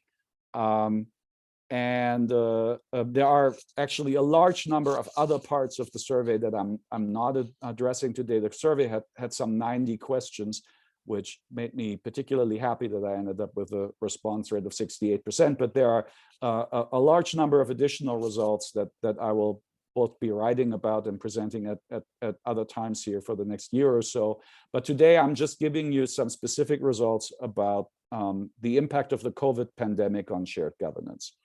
Okay, so here's the first big chart. And I asked respondents whether at their institutions, so this is the first column, if you will, tenured or tenure track faculty had been laid off, whether contingent faculty had been laid off, whether there had been program eliminations, or whether they had the administration or the board had declared the faculty handbook or parts of the collective bargaining agreement as no longer in force. And let me say, before we talk about all the various differences, I mean, I included almost every category I looked at, primarily because I expect people want to know. And I drew this red line. So the first row is for all. So just to do the first row, and then I'll explain the red line and the other categories. So for all, this is all institutions. So what I'm saying here is that across all institutions in the survey, tenure track layoffs, 8% of institutions reported tenured or tenure track faculty layoffs. 27.5% reported that contingent faculty had been laid off. And I will say that some of the time these will likely have been non-reappointments, but I did not try to tease that apart because there is at times confusion between terminations and non-reappointments. So I'm just generically referring to these here as layoffs. So again, that's about 27.5% of institutions reporting this. 17.1% reported program eliminations, and 9.1% reported that the administration or board had somehow declared the handbook or parts of the contract as no longer being in force. Again, let me stress that these are institutions. So 27.5% of institutions, or even for the, if we pick the 8% where there have been tenured or tenure track layoffs, that does not distinguish between an institution where there was a single tenured faculty who may have been laid off versus a large number. This is simply counting institutions, not faculty that are affected by it. And then I broke this down by collective bargaining versus non-collective bargaining, public or private, and then broad Carnegie classifications of doctoral, masters, and bachelors. I will say that in general, and then I just drew down this red line at all just to see in particular how they differ compared to all institutions. I mean, I will say that for many of these, again, given the margin of error, I think the differences are actually not that large. I mean, for instance, if you take the regulations no longer in force, I think they are really quite negligible. And it is just to some degree surprising that across all types of institutions, on the order of 9% of institutions, regardless of CB, non-CB, public, private, doctoral, master, bachelors, about 10% of institutions, no matter how you slice it, reported that somehow the administration had resorted to declaring some regulations of the handbook or the contract as no longer in force. For program eliminations, you do see there somewhat more for the collective bargaining side. And in particular for contingent faculty layoffs, I mean, that is the one place that where to me there's some a difference. I mean, in particular between no CB and CB for contingent faculty layoffs, it's about a 10-point difference. And I should say that CB here means that the tenured or tenure track faculty are unionized at that institution. And at the moment, I can only really speculate, but this does seem to point to that at institutions where the tenured or tenure track faculty are unionized, they're certainly by a larger margin. They went after contingent faculty for layoffs. But on the other hand, there are also some higher numbers of tenured or tenure track layoffs. But again, that's a very small difference between CBU and OCB. So I think the main take-home message on this big chart is I do believe it provides evidence for Mike's observation that there has been a widespread impact on governance from the COVID pandemic. And again, I asked you specifically, respondents, to say after the onset of the pandemic whether this had occurred. I mean, 10% of institutions, again, out of a population of some 1,400 four-year institutions, that would be, on the order of 140 institutions at which regulations were declared no longer in force, plus minus a margin of error. But I mean, so when the investigation looked at some 6 or so individual institutions where that occurred, I guess my main point here is that this provides evidence for it being a much broader trend than just the specific institutions that were investigated in the report. I also asked, following the COVID pandemic, did the faculty participate in budget adjustments that resulted from the pandemic? And here it turned out that the size of the institution made a particular difference in to what extent there was participation. This actually, I asked them to rate this on a 5-point scale, but actually the first 2 that would have given the faculty even more than just equal weight with the administration, they weren't in there at all. And so I just ended up with these 3 points. So the blue is that the faculty was on equal footing with the administration in dealing with budget adjustments. And notice that is an exceedingly small percent of institutions.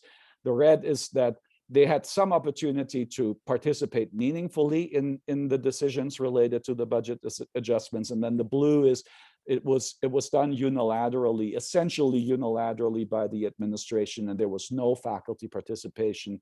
And so notice that the percent of institutions reporting no faculty participation is on the order of 75% across all institutions, but it goes down to just a little over 60% for large institutions. And there is some interesting there are some interesting dynamics throughout the survey of large institutions often having a more meaningful faculty voice than smaller institutions, for which there was some evidence in the literature going back to the 1970s when some of these questions were studied in more detail in the sociological literature.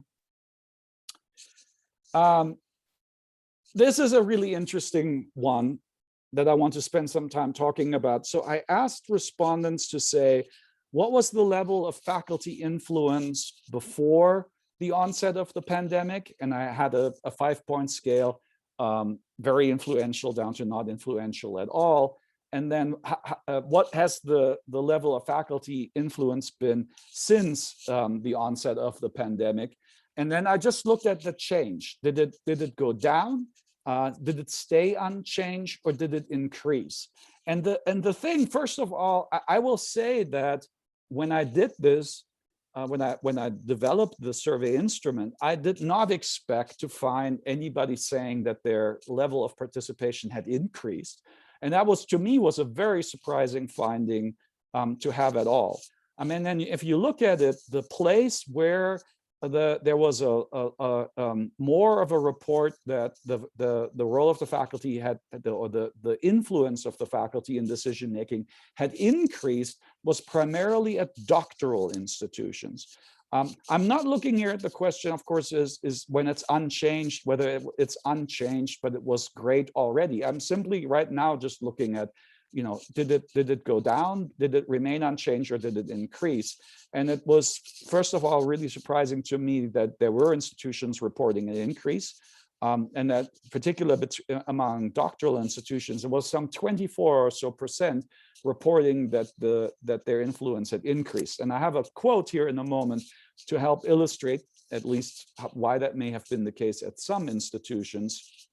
But I also want to stress that this is, of course, the sort of finding that I think helpfully complements the findings of the governance investigation that Hank and Mike have been talking about, and it's really outside of the scope of what our investigations can really look at.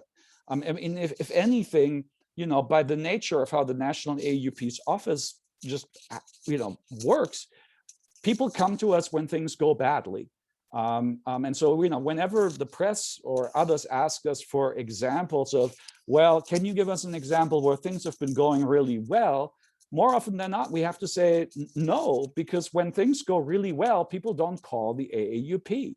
And so, you know, and of course, investigations are based on complaints received by the national office and cases opened on the basis of those complaints. And so, you know, the fact that actually at some number of institutions, the pandemic actually has led to more activism on campus and an increasing influence. It's just not something that an investigation of governance violations would ever uncover. And so, you know, I didn't really have any particular reason to anticipate this and to ask more questions about this, but I did give people an opportunity to provide comments and illustrate, you know, or just in general comments on their responses. And so here's a comment from somebody who reported overall that an increase had occurred. And this person reported, while I would say that our influence has increased, this is not because the administration is more interested in our input. It is because the decision-making is so crucial and so much is at stake that faculty are considerably more vocal and persistent than in previous years and refuse to be ignored on health and safety issues. You know, to me, that was a, you know, once I read this comment, that's the great thing sort of about, you know, giving respondents an opportunity to explain further when you just have closed-ended opportunities for responses that, you know, simply picking categories. It really helps illustrate, you know, this is only from this one person. I don't know exactly what happened at the other 24%, say, of doctoral institutions, but this certainly gives a sense of one of the ways that can help explain. Just going to go back one page again. That can help explain what may have happened at some of these institutions that reported an increase in governance influence. But I do think that is also really essential to know. And that is that, you know, the faculty taking a more active stand and asserting themselves can also lead to an increased influence at institutions. But again, that seems to have occurred more at some types of institutions than others. And you know, it's interesting to think why that might have been. And what exactly happened there, but this really only gives this sort of general level of quantitative information about this breakdown. I did, and this sort of ties Hank's talk to Mike's about the issue of the relationship between academic freedom and shared governance. And Mike already cited our statement on the relationship of faculty governance to academic freedom. I asked the question whether, in the view of the respondent, and again, in this case, the respondent for each institution was the Senate chair or person in similar position, whether in their view, the faculty could voice dissenting views without fear of administrative reprisal. Let me say that, of course, methodologically, compared to some of the other questions, I would say that, it would be probably better not to just get this particular question from one individual, but actually to ask a large number of individuals at a particular institution how they view this, because this is really asking, much more about, an individual attitude than, say, factual information. Some of the other questions I asked were really more factual information, or information that required significant expertise in knowing the workings of the governance system, which is why I chose the Senate chair. But this was asking really more about an attitude, and it would have been better to get a larger group of people. I didn't have a national sample of faculty, so this is what I have. These are reports of Senate chairs in their view, whether at their institution, faculty can voice dissenting views without fear of reprisal. And overall, some 25% or so said no. So this is fear of reprisal. So 25% or so across all institutions, which is to me a relatively high number, across all institutions reported that faculty cannot voice dissenting views without fear of reprisal. That number was lower at collective bargaining institutions than at not collective bargaining institutions.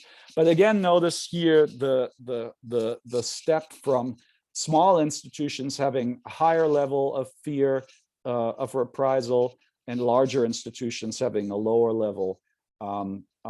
This to me is how certainly how academic freedom, which should protect under AAUP principles, expressing dissenting views, relates to governance. And in particular, and this is sort of my slide that pulls a lot of the different parts of this into one place, is this.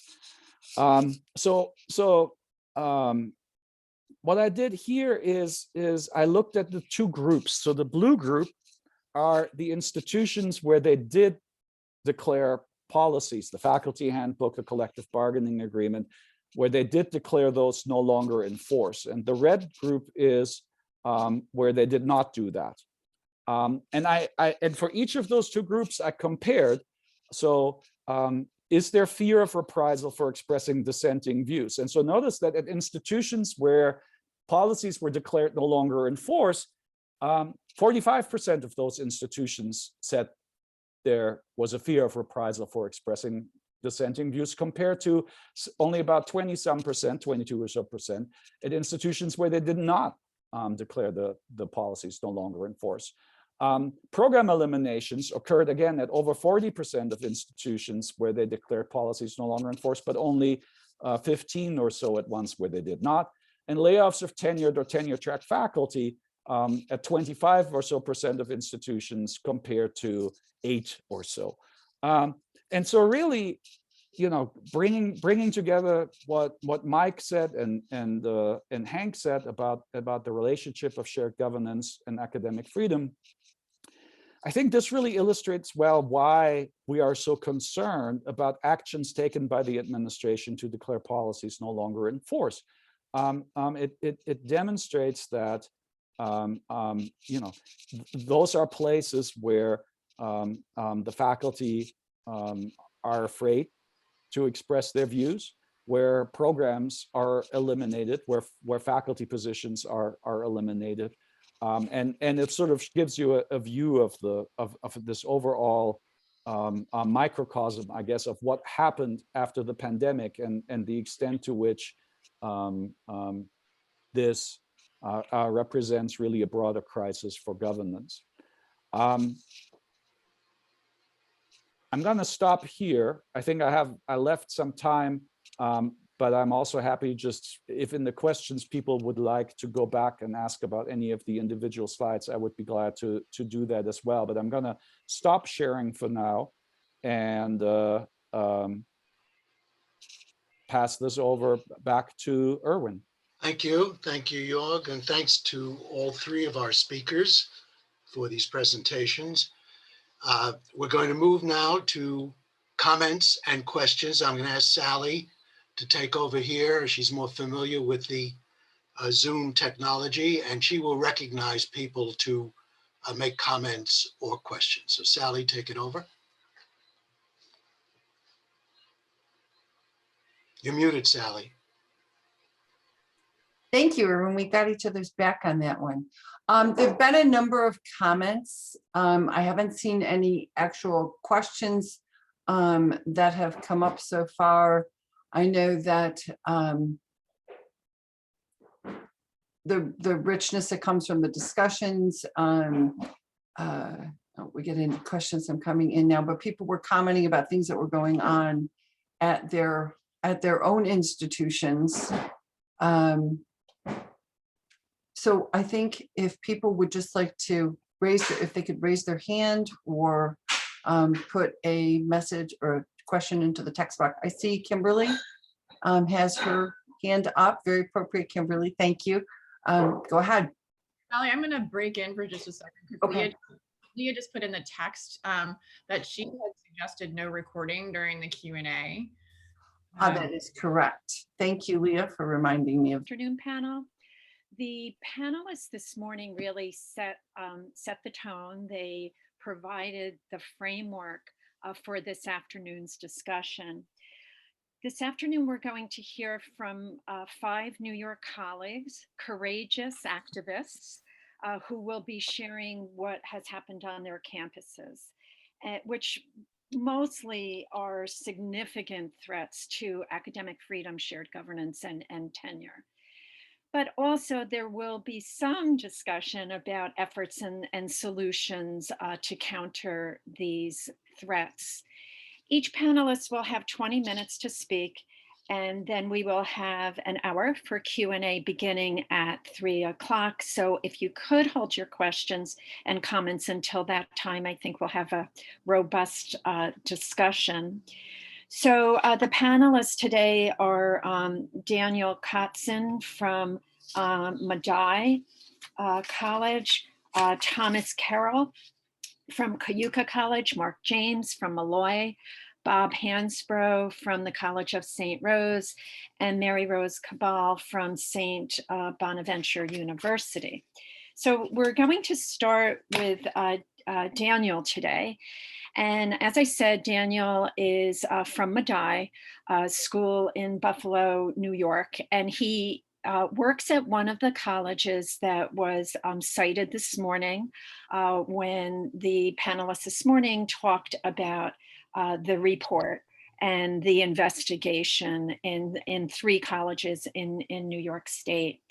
Daniel's also a founding member of the Western New York Faculty Coalition that Mary Rose will be discussing later.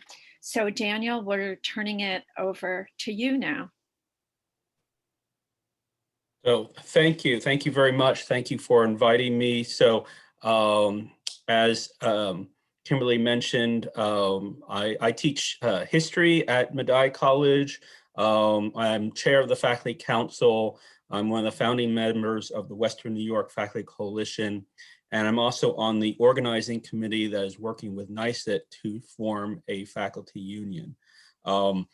I have been at Medaille for 15 years. I'm tenured, or at least I was until last summer when a new handbook was instituted that got rid of tenure, and I'll be talking about that as part of my presentation.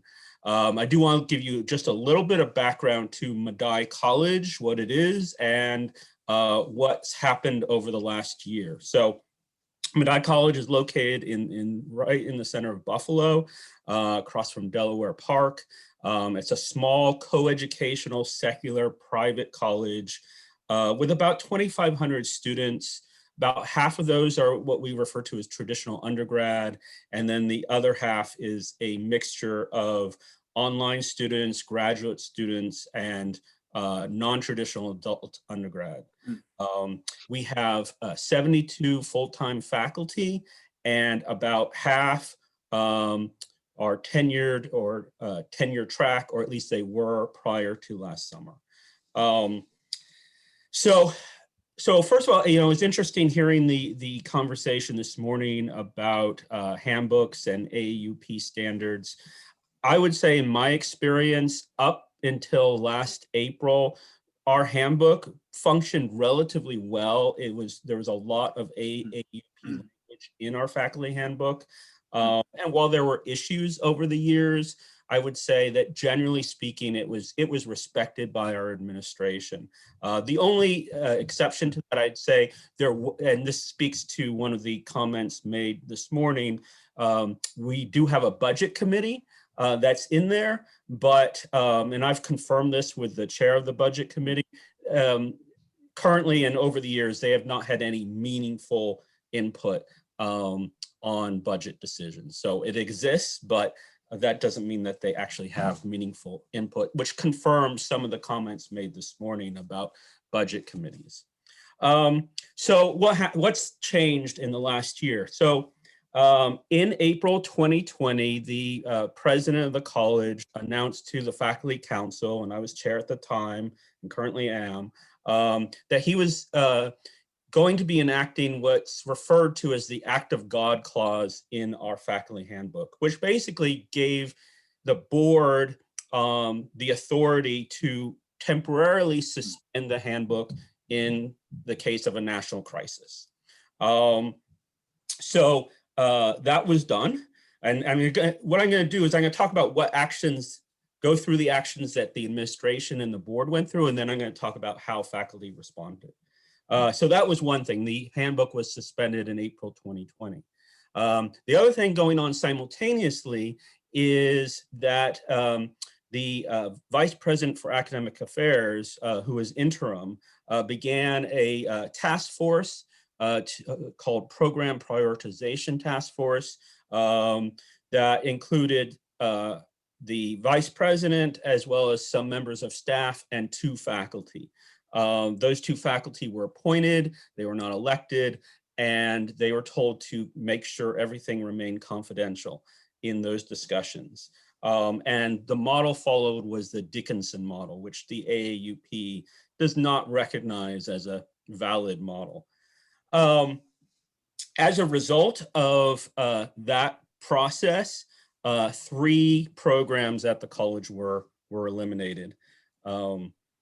As a result of that process. In June 2020, 8 faculty were fired without any due process, without any explanation. And in fact, while 4 of those faculty were in the eliminated programs, 4 of those faculty were in programs that were not eliminated. And no rationale was ever given why those 4 faculty were eliminated. And one of those 8, I should mention, was tenured. Simultaneous to that, also in June 2020, all of the remaining faculty were sent employment letters indicating that we were at-will employees, meaning we could be fired for any reason. In July 2020, the Board of Trustees unilaterally implemented a revision of our handbook, despite uniform opposition to that handbook from faculty. And in that revised handbook, they eliminated tenure, significantly reduced shared governance, and significantly reduced protections of academic freedom. Simultaneous to that, also in July 2020, all full-time faculty were sent what were referred to as employment agreements, and anyone signing that agreement would give up significant rights, such as the right to sue the college for discrimination and a whole bunch of other things. They would give up those rights, and within that employment agreement, it stated they could be fired with 2 months' notice. All right, so that's what happened between April and July 2020. So the question is, how did faculty respond? So on April 27th, 2020, around 1:30 or 2 p.m., there was an email sent from after the president consulted with faculty council that the handbook would be suspended. And that evening, we being faculty council and the faculty assembly, voted unanimously no confidence in the president. Also, at around the same time period, we hired legal counsel to really have an understanding of whether the actions taken were legal and what legal remedies we could take. At the same time as that, a number of faculty reached out to Anita Levy at the AAUP, who I have to say I can only speak in the most wonderful terms about. She was enormously supportive, and she wrote several strong letters to the president and the board of trustees at Medaille.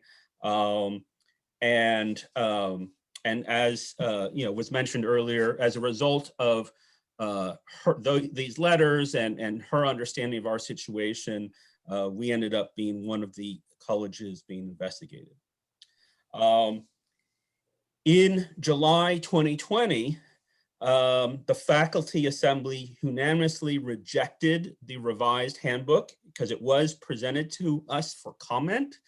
And on the advice of Anita Levy, on the advice of many others, we were advised not to negotiate, but to reject it. And what was really helpful to us was we rejected it unanimously.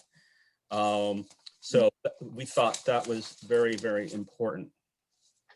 Now, what was really important to us, this employment agreement that was sent, and I should add, it was sent to faculty in the mail, and there was no cover letter, there was no explanation, it was just sent.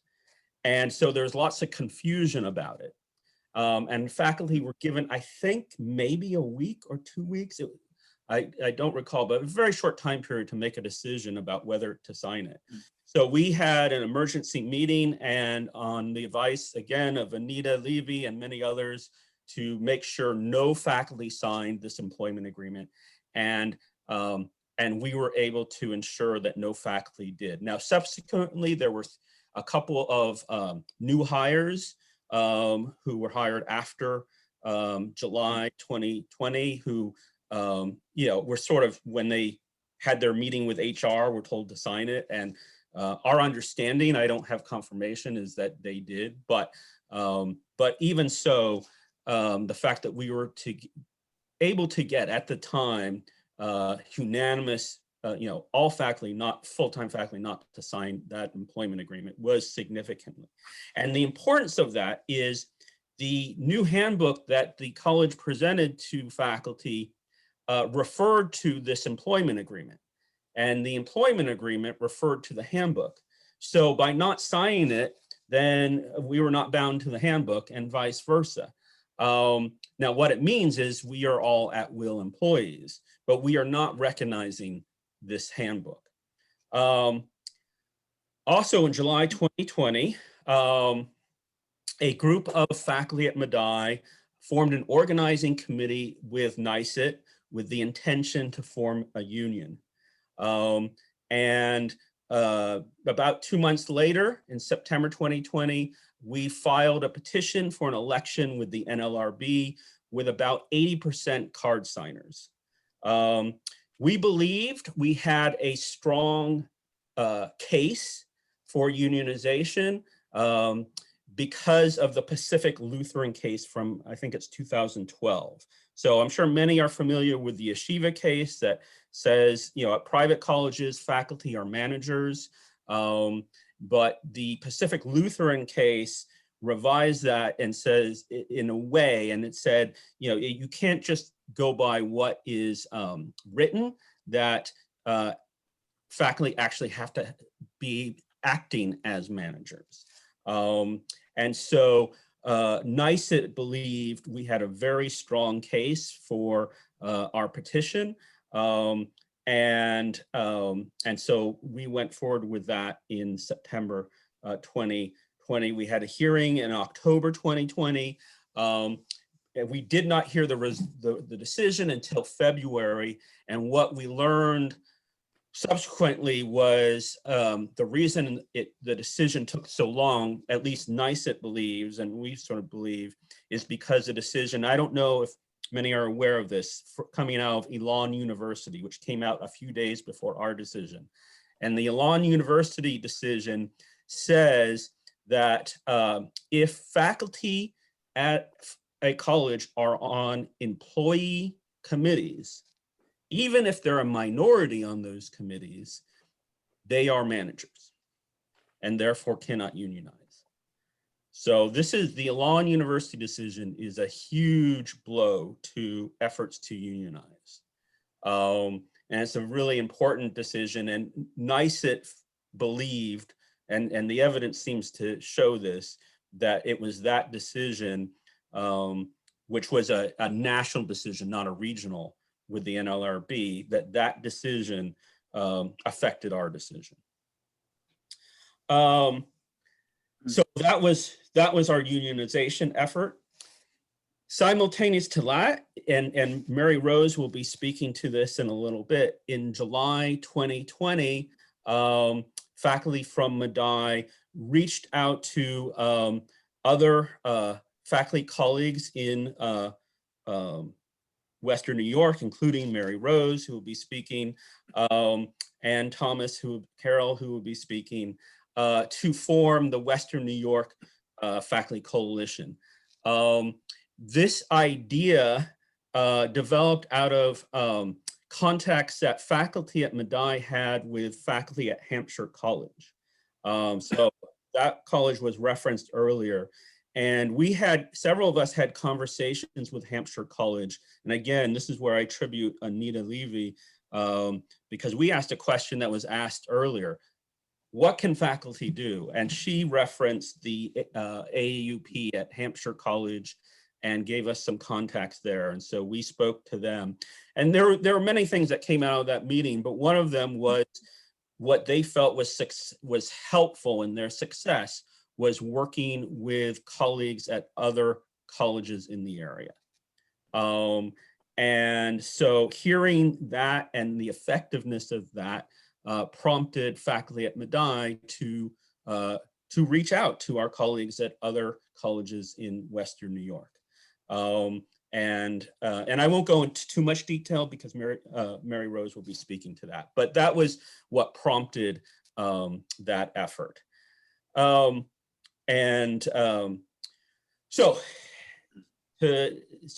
we were very hopeful until we had the decision from the NLRB that we would achieve our union.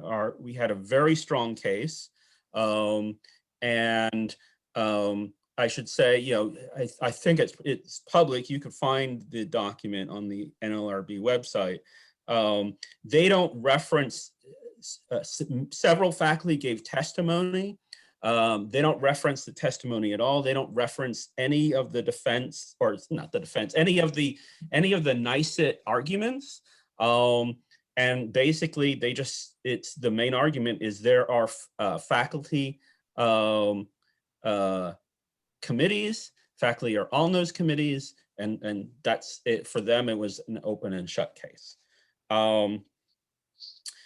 So since February of 2021, I would say my assessment is that morale has been is at an all-time low among faculty, and the relationship between faculty and administration is highly problematic. There's no resolution. There's no agreement on a handbook.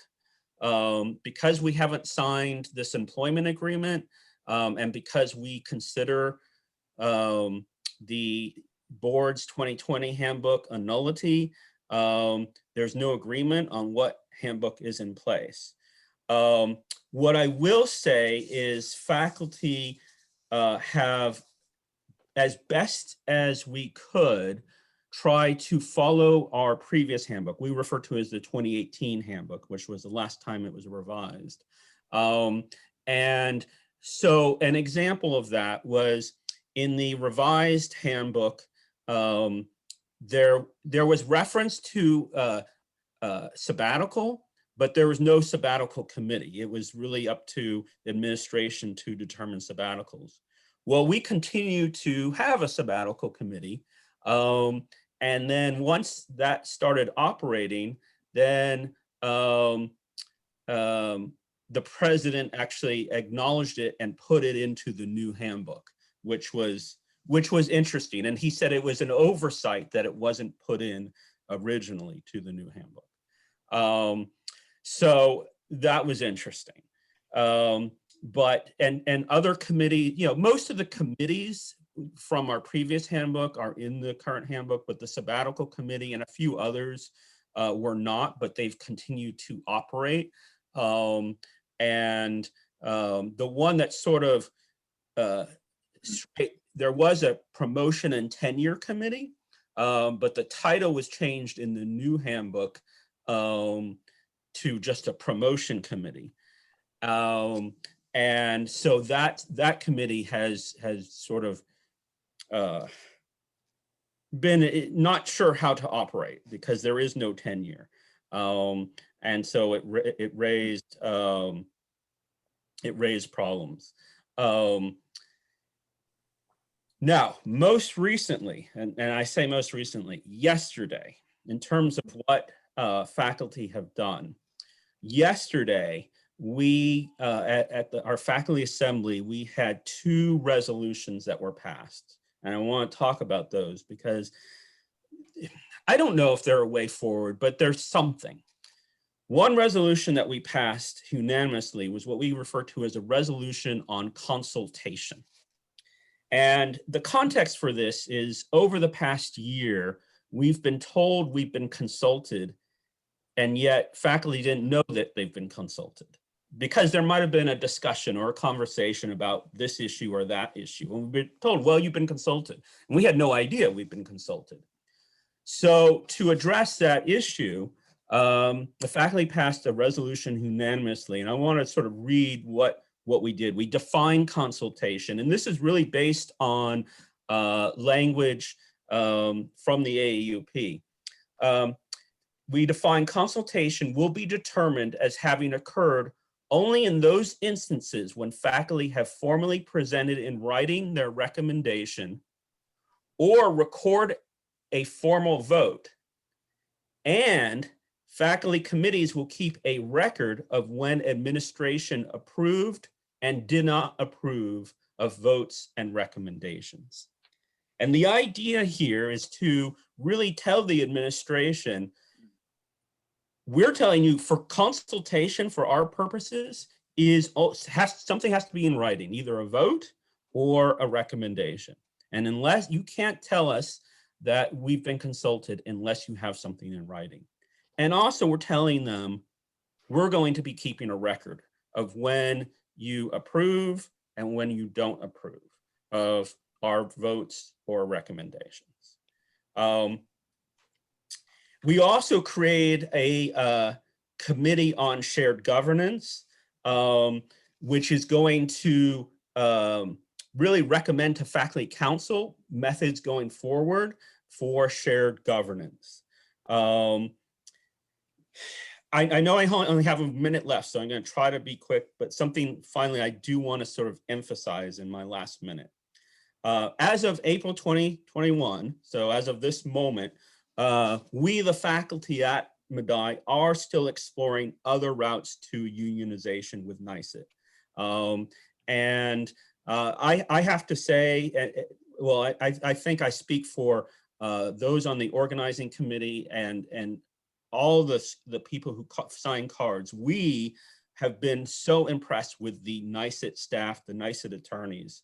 And we sought to unionize and looked into it last summer because we saw it as the best way for job security, shared governance, and academic freedom. Our legal advice also suggested unionization as the best way to achieve our goals. We reached out to several unions, and NYSC was the most responsive and the most supportive. And I would add that the NYSC organizers and staff and attorneys work tirelessly with us to help us in our unionization campaign. So in 2 months, we got a supermajority of faculty to sign union cards. And I would add that while we're still figuring out at this stage, because of the NLRB denial of our petition, how to move forward with the union, the NYSC staff are continuing to work with us, and that is extremely meaningful. And I look forward to, I see some questions in the chat and I'm happy to address those, although I think my time is up. So thank you. What I am doing is I'm keeping a document with the questions and adding those so that I can read them off at the end. Okay. If they're in chat. Thank you, Daniel, and thank you, Sally, for doing that. That will help move the conversation along so no question gets lost. So we look forward to having further discussion with you, Daniel, at the end, for sure. Thomas Carroll is our next speaker, and he is from Cayuga College, another college that is being investigated by National AAUP. I believe that report will be available to the public in May. I believe that's what I heard, so it'll be very interesting to see what that report contains. Dr. Carroll's been involved with AAUP since 1982 and recently worked to revive the Cayuga College chapter, which is wonderful. Congratulations on that. He has extensive experience with faculty compensation issues, and he currently chairs our conference's Committee on the Economic Status of the Profession. So Dr. Carroll, Thomas, Tom, if you could give your remarks now, we look forward to hearing them. Okay, thank you. So far, it's a wonderful, if not a feel-good program, but it's a very wonderful and very useful conference, and I appreciate the chance to contribute my little bit. Cayuga College is located in the heart of the Finger Lakes on Cayuga Lake, which is the lake just to the west of the big one, Seneca Lake. So we're like midway between the University of Rochester and Cornell University, both of which I'm sure you all have heard of. Cayuga, very often we get remarks like, what or where is that? And well, now you know. We were a women's college until about 1983 to 84, when we had a very serious financial situation. President left, new president was hired. The college was turned into a co-educational college. New majors were instituted. And there was a pretty good growth situation that occurred after that. I found when I arrived almost 40 years ago that even in hard times, there were very cordial relationships between the faculty at Cayuga and the staff at Cayuga and the students at Cayuga and the administration at Cayuga. We often hear of small colleges as being like families, and it really is like that here. Right now, we are developing into something that some people might call a dysfunctional family. And I'll try to explain the events that have led to that. There are 6 or 7 standing committees of the faculty that are detailed. They're described in detail in our faculty handbook. A tenure promotion committee that's called the PSC committee, Professional Standards, Instruction, Curriculum, Faculty Development, FDC, Graduate Programs Committee, a General Education Committee, and a Faculty Liaison Committee, the FLC. It is the FLC and the PSC that I have spent most years on. And up until this year, maybe last year, I think I have spent every year on one of those standing committees. especially the FLC. I think I've served about 15 years on the FLC. The FLC is involved with direct, maybe bi-weekly meetings with the president of the college. That's why it's called liaison. And it is the FLC that also is charged with keeping track of the academic part of the college budget and argues for faculty salary increases and so forth. Hence my interest in that. Plus, historically, many years ago, there weren't too many people who were familiar with spreadsheets, and it sort of fell into my lap. So we did, like I've heard before today, we were charged with advising the president and the administration on matters of budget, especially relating to academic things. The advice meetings generally tended to be the business manager bringing a one-page summary of a spreadsheet, handing it to us on the committee, saying these are our projections for next year. And it never really went beyond that. We did have a budget committee for a number of years that was sort of like an adjunct to our FLC. And we were making progress around that time, but it sort of fell off the table. Now, the FLC also keeps track of the faculty handbook and may make suggestions when it seems like committees are not on track or going in the right direction, or there may be questions about which committee should have responsibility for this or that issue. And about 4 years ago, our president of the college resigned, or was asked to resign. It's not clear to any of us. He was replaced with an interim president who is now a permanent president. Her position before that was the vice president for development. She was ran the fundraising office. She was very, very good at that. She has minimal academic experience outside of being on administrative staffs. I don't believe that she has an advanced degree beyond a bachelor's. So let's see. And then the provost in the previous administration had been asked to resign or resigned a few months before the previous president did. So we were left without,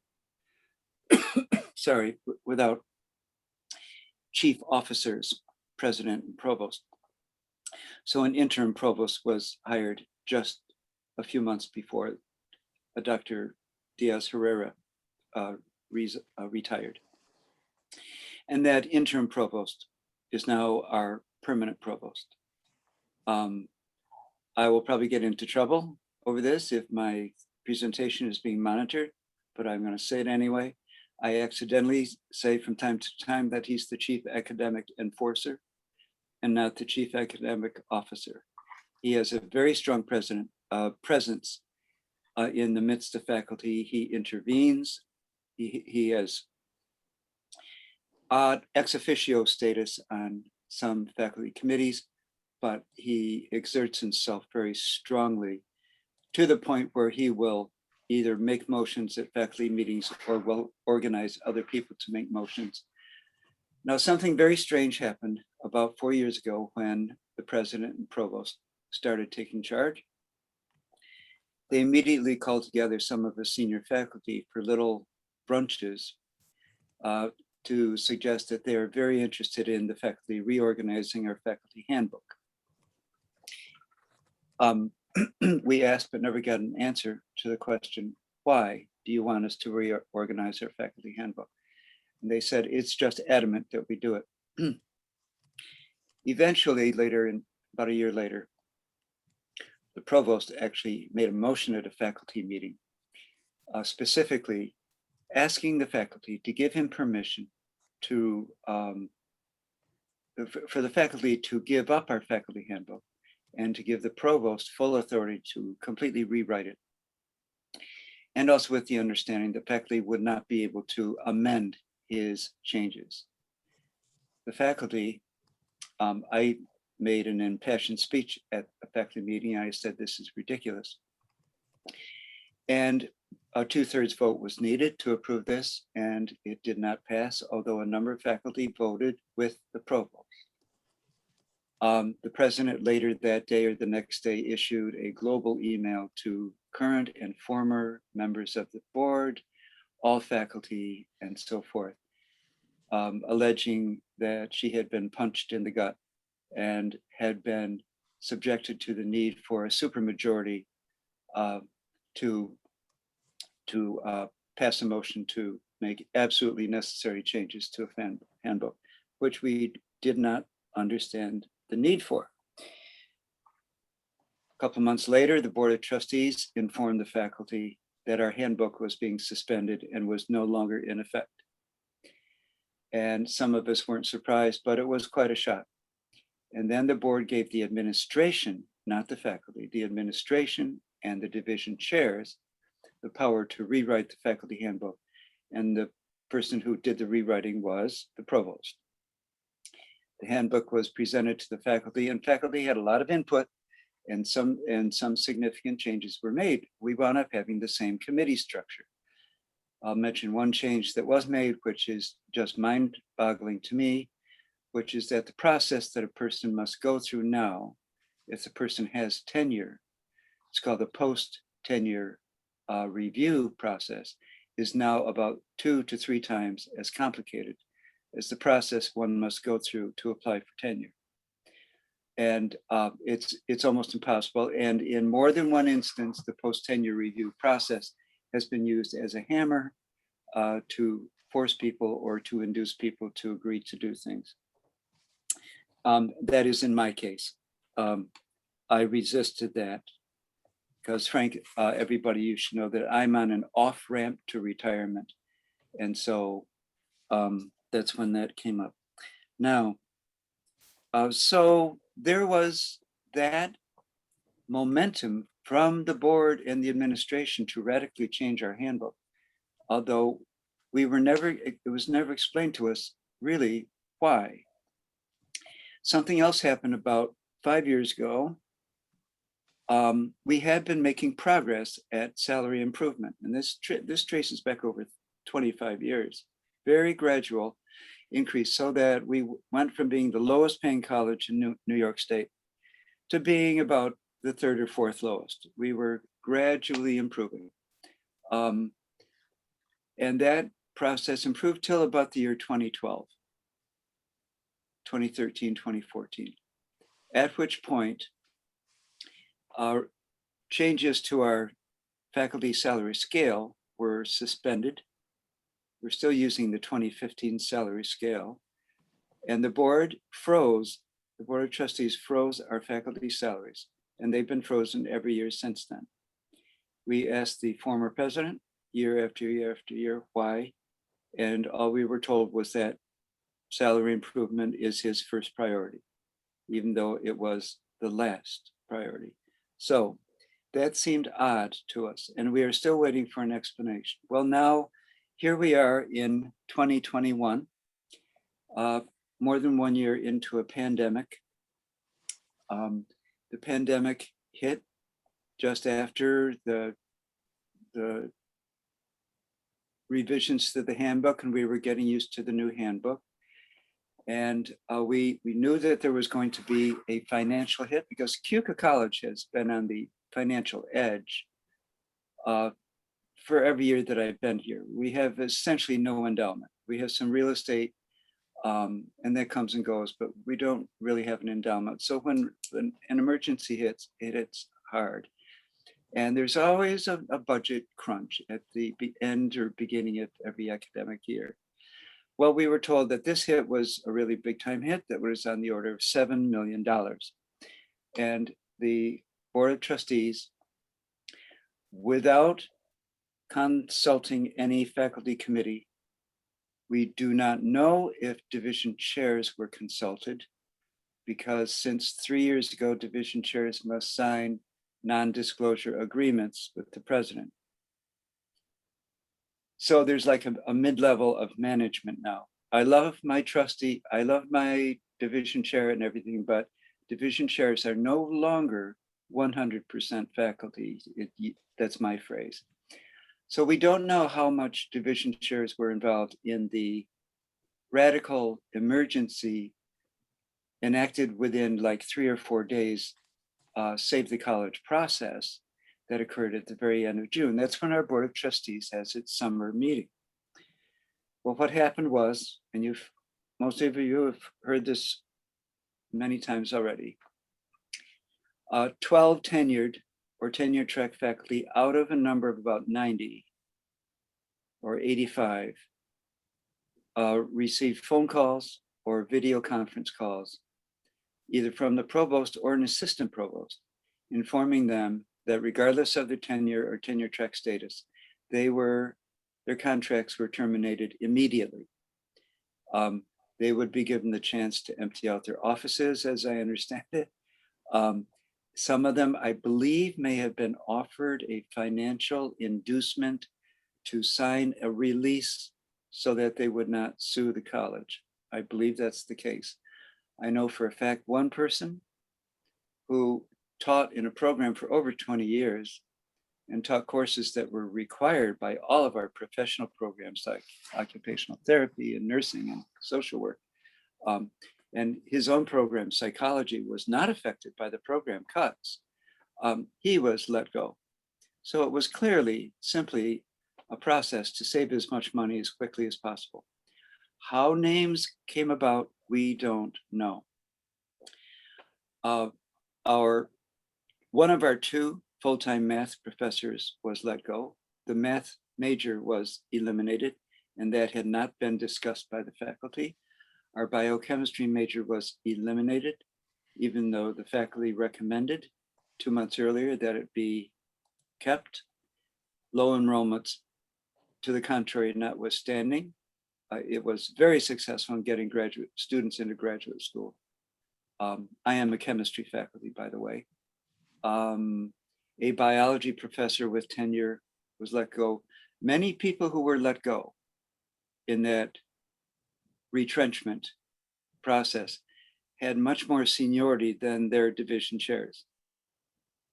So division chairs were not let go. But if division chairs had something to do with recommending who would be let go, then essentially, and I'm just guessing now, they would have been recommending that people with less seniority. And it's an AAUP guideline that when financial exigency is declared, which it was not, but when it is, certain processes must be followed. People should have a right to a hearing. They should have due process. There should be cause, and seniority should be obeyed, should be followed, so that we don't just get rid of expensive old faculty with the intent to keep cheaper, younger faculty, which is exactly what happened at Keuka College. See, I was just going to say one other thing in that regard, and it fell off the tip of my tongue.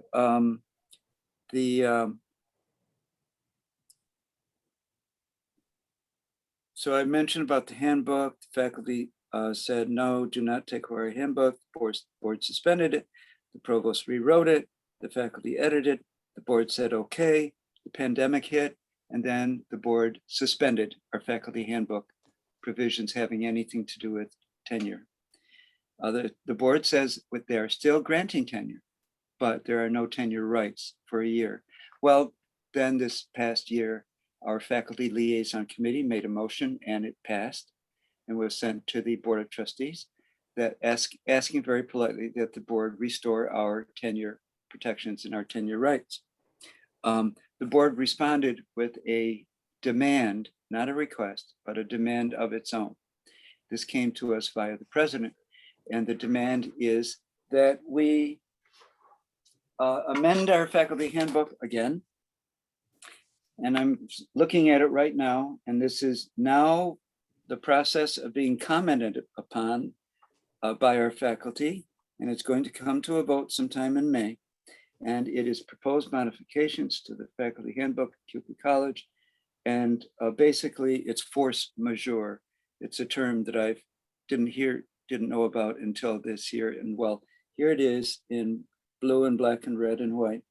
All of our provisions, which are taken right from the AAUP Red Book, become null and void if there is something called an act of God, which I noticed in the comments, somebody said that's a little bit sacrilegious, isn't it?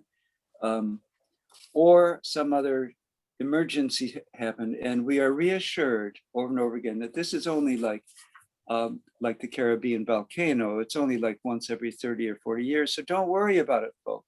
But if we have to do something quickly, we can't be worrying about procedure and due process and all this stuff. That takes too much time. Now, this is Tom talking right now, but that's really what's happening. Board of Trustees meetings either happen by telephone, via Zoom, or if they are in person, they're only over a period of 2 or 3 days. They are very structured. I've been to many of them because up until the last 3 years, faculty at Keuka College had wonderful relationships with our Board of Trustees and administration. We got along. We are invited to give presentations. We are invited to little teas and cocktail parties and dinners. I went to, like, every 2 or 3 years, I would give a presentation on faculty salary progress. We felt supported. And then suddenly, about a year or two after the salary freeze, the following happened. I was invited by the Academic Affairs Committee of the Board of Trustees to give one of my occasional spreadsheet displays and shows. I call it a dog and pony show, about how the faculty is progressing and what our arguments are for more progress. I went to the board meeting in a brand new academic building. I started to give the presentation, which was running a little late, and very oddly, a new person on the board who had just been elected, I believe, chair, and she's now currently the chair of the board, wouldn't let me give my presentation. She kept interrupting me, saying, "I don't understand your handouts." And I said, "Well, I haven't talked about my handouts yet. Can I give you my presentation?" And she said, "Well, all right." It was kind of like that. And I started giving the presentation, and immediately at that instant, there was a knock on the door, and it was the executive committee of the Board of Trustees who had to interrupt. And my presentation was gavelled down. I never got to give it. And about a month later, I got an email from the Board of Trustees disinviting me from ever giving that presentation again, that it was inappropriate for faculty to be making these presentations. So clearly, I have deduced, and our faculty has deduced, something happened. And it happened without any involvement of faculty, but something radical happened around 2013 or 2014. So it's going back about 6 or 7 years, that suddenly turned the Board of Trustees against and on the faculty. Well, another relevant thing in all this was that our former president, who was very good at long-range planning and creating ad hoc task forces and so forth, aggressively put together some wonderful sounding long-range plan elements that called for the building of a new academic building that I just referred to, new playing fields, new sports programs, renovation of the library, partly into a computer center, renovation of an arts space, and so forth and so on. That all happened before the funds were actually raised to pay for it all. Now, one thing that happened in the last 2 years or 3 years, and this is Tom talking, but the bills came due. The new academic building wasn't really owned by the college. It was owned by a developer. And there was an understanding that he would rent only to the college. And the college then would pay an annual rent. When the annual rent has turned out to be a big thorn in the side. It was kind of like administrators were shocked, terribly shocked that this happened. But it was to the tune of $750,000 to $1 million a year to rent this space. There's a bookstore and a nice little cafe and new faculty offices. It's a very nice building. That's where I was giving my presentation that got gavelled down. and where the executive committee of the board, I think, were probably saying to themselves, nice building, how the heck are we going to pay for this? Tom, Well then, yep. I want to just say we're at time. We still are fascinated by what you're saying. I'm wondering if you could continue to share that with us during the Q&A. Okay, well, actually, I was about to my last sentence because I haven't gotten to the conclusion, and then I backspaced a little bit. Just one last emergency thing, 30 seconds, may I? You certainly may. Thank you. Just last night, this is a very fluid process. Things are happening as we speak. Not only is the board forcing us, we have no choice, forcing us to change our handbook. Our faculty development committee has been given a charge this week of doing a morale survey. And in the motion that was passed by 80% of our faculty, the motion includes the word staff, that we are cognizant of the fact that we can't improve faculty morale unless the staff morale improves. The chair of that committee, who was informed apparently last night or yesterday, that they must immediately cease work on any such study of morale until the administration consults the college lawyers, because the administration thinks that we may be violating the law. Well, That's the end of, this is how fluid things are here. It's getting absurd and ridiculous. right. I'm sure everyone would love to flesh this out in more detail during the Q&A. Okay. I'm going to Thank turn you. this back over to Kimberly. Thank you, Tom. Thank you so much, Tom. Again, another very riveting story for all of us. I look forward to our conversations in a little bit. Our next speaker is Mark James from Malloy College on Long Island. He is president of the AAUP advocacy chapter on his campus, and recently was appointed as a member of the National Committee A on academic freedom and tenure. We're so glad to have you there, Mark, representing New York State and Washington. So Mark, you can begin your remarks now.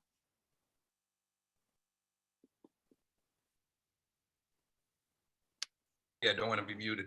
Well, thank you. I want to thank the New York State Conference for inviting me, and I also want to thank the members of the executive committee, Mary Rose, Erwin, Kimberly, and Sally.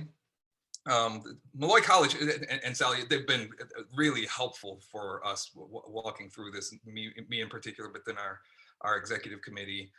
We're an advocacy chapter on Malloy, but we're thinking about becoming, I'll talk a little bit more about this as we go along. But Malloy College is opened in 1955 as a women's college, a Catholic college, mostly producing nurses and teachers. It's a medium school by Joerg's definition, between 2,000 and 5,000 students. And it's a four-year private Catholic college serving an increasingly diverse student body, and is tuition driven, and the faculty is a little bit less diverse, but most students are commuters, and the college just opened its first dorm when I first started in 2013, and now has 3 dorms, and so it's now trying to see itself as something expanding through the region and perhaps across the country, in particular with its relationship with CAP21, which is a theater production program. The faculty have about 185 full-timers, most of whom are tenured, but we have some other non-tenured faculty, full-timers, but then around twice that number of contingent faculty that are non-full-time.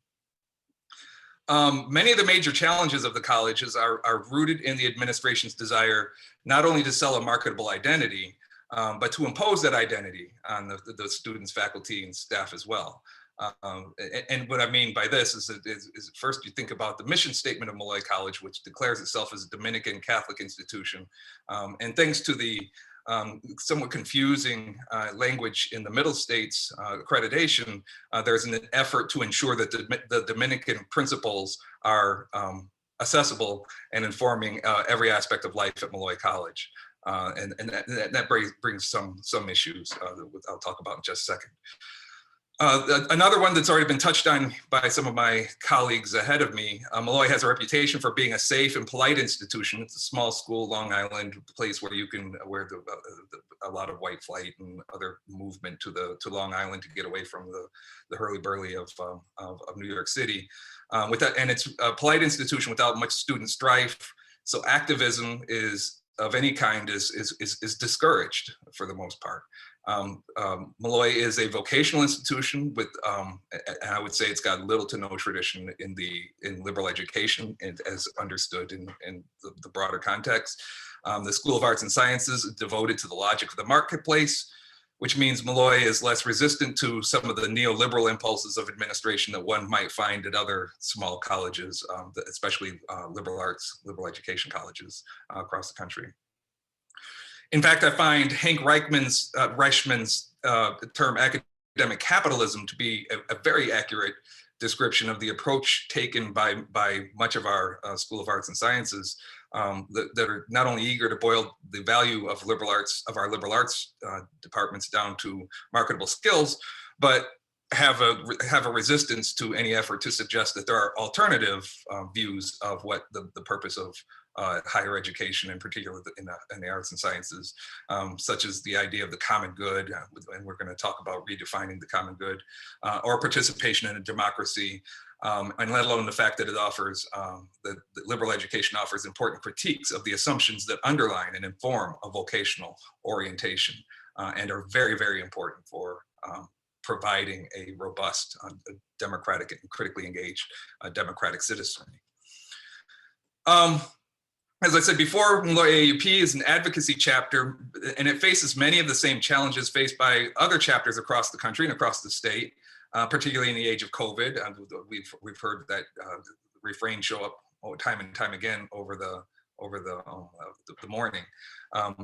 And as I said before, also we're looking at, and we've had to even change some of our organizing committee. We're looking at possibly becoming a collective bargaining unit. We changed the name of the organizing committee to the exploratory committee or whatever, to be a little bit less threatening in its orientation, which is problematic.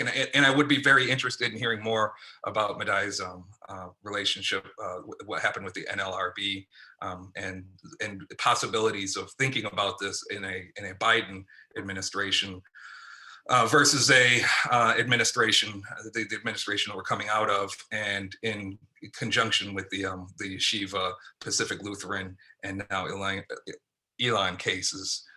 How we might think about that, what the possibilities are, and then possibly thinking about other ways of organizing our advocacy chapter as a very strong chapter that acts uniony, which is what we've talked about in the past. So dissatisfaction with shared governance is a problem, and I'll talk about some of the major problems that we've had over the past couple of years in just a second. But I just want to tell a quick story about how we've sort of the recent iteration of Molloy AAUP has come to be. About 2 years ago, my vice president Johnny Turno and I, and he's here in the audience, informed he and I that the Molloy AAUP, our advocacy chapter, did not serve any purpose on campus. And so after she told us that, the two of us ran for and were elected to the actual governing structure on campus, which was faculty council.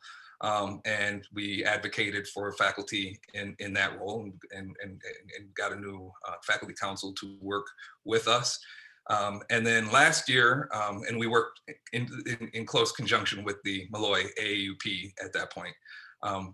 And then last year, John ran for and was elected the faculty president. And then we, along with the two of us, along with our members of faculty council, including Frida, was also here in the audience, and the executive committee of Molloy AAUP, and I've got Christine Barrow, who's my current vice president, also in the audience. well represented here. Pushback on efforts to undermine faculty participation. I won't say what the reasons were, but we had a difficult time with a VPAA who resigned suddenly a couple months ago. I would consider that to be something of a victory. But with her announcement that AAUP did not constitute a part of the shared governance, but my recognition, our recognition, the AAUP, the advocacy chapter, was something that was part of something the faculty had made clear that they were interested in due to paying dues and being part of AAUP. We have one of the largest advocacy chapters, at least in the state and perhaps elsewhere. We were able to use that, and so one of the things that we realized very quickly is that then we weren't beholden to working through the channels, and we could sort of speak off campus. So one of the things that we did is we created a website where we created some password protected conversations for faculty that they would go off to the website and see some of our criticisms of what was going on campus. And of course, that not being something that's just limited to faculty, administration could see it, and then certainly other interested members, including boards of trustees or whatever, could find out what the password was and see some of the arguments that we were making there. And I think that that's had some effect by making it semi-public and them not having control over Malloy AAUP was very helpful for us. But okay, so over the last year, we got a new president, and I'll talk a little bit about how that came into being. But this year, we started a new president who's turned out to be a notable improvement over the outgoing president. And Malloy AAUP had a role in that as well. In April of 2018, then President Drew Bogner, who is currently president for the Council for Independent Colleges and Universities, the CICU, announced that he was stepping down, and the Board of Trustees announced the members of the search committee. With the announcement of the members of the search committee, obviously faculty had not been consulted on this, and we had not elected our own representatives. So Malloy AAUP pushed back. We worked with faculty council. We wound up actually having some degree of a conflict with our faculty council at the time to push back. But then we were successful in getting more faculty representation on the search committee. And I'm under the impression, I've been told that the faculty representation on the search committee was instrumental in getting the current president that is probably more in line with what we would have wanted to find than what we had before. Again, this is early, this is his first year, but we are finding that he has been someone who is willing to look at standards of practice and wants Malloy to be respected in that way, which is beneficial for us. So our basic strategy over the past year has been we've got a very strong faculty handbook. We had some very important people that used to be in the New York State Conference. We used to be members that would speak up. So we had Marita Cullinan. Some of you may know her. Some of you who've been here for some time probably remember her. Unfortunately, she passed away this past year, but she was the heart and soul of Malloy AAUP. We also have Lois Moyland, who's been a member of Malloy AAUP, and they made sure that our faculty handbook was very closely in line with AAUP principles. So we're constantly pointing to that. And then wherever there's holes in the faculty handbook, we then switch over to AAUP and say these are the standards of practice across the country, and we've been very, very successful with that. Our president has been, the faculty president has been John, has been really tireless and adamant in insisting on this. The two of us work together really closely now. So again, that was part of the issue before. Merida Cohen and Lois Moylan and others who are part of this. All right, so some of the things that we worked with is the fear of looking bad publicly, and then looking bad to the Board of Trustees, because again, some of these things are just basic violations of faculty handbook, or violations of just what seems to be due process, fair treatment, or whatever. Some of the issues that we've come up with since the arrival of the new president that we're continuing to work through is we're trying to resolve the effort that when he came in, there was an effort to dismiss a tenured faculty member for reasons that are problematic at best.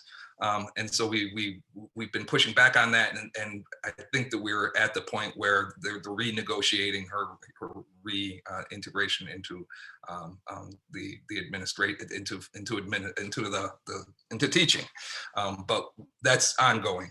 So I don't want to speak too soon about that, but we had a situation where financial resources did not meet last year, and other committees, faculty committees, committees between the administration and the faculty did not meet last year. And we've been over the past year really pushing for these meetings to meet, for these committees to meet, and for them to offer an explanation for shared governance, why they're making certain kinds of decisions.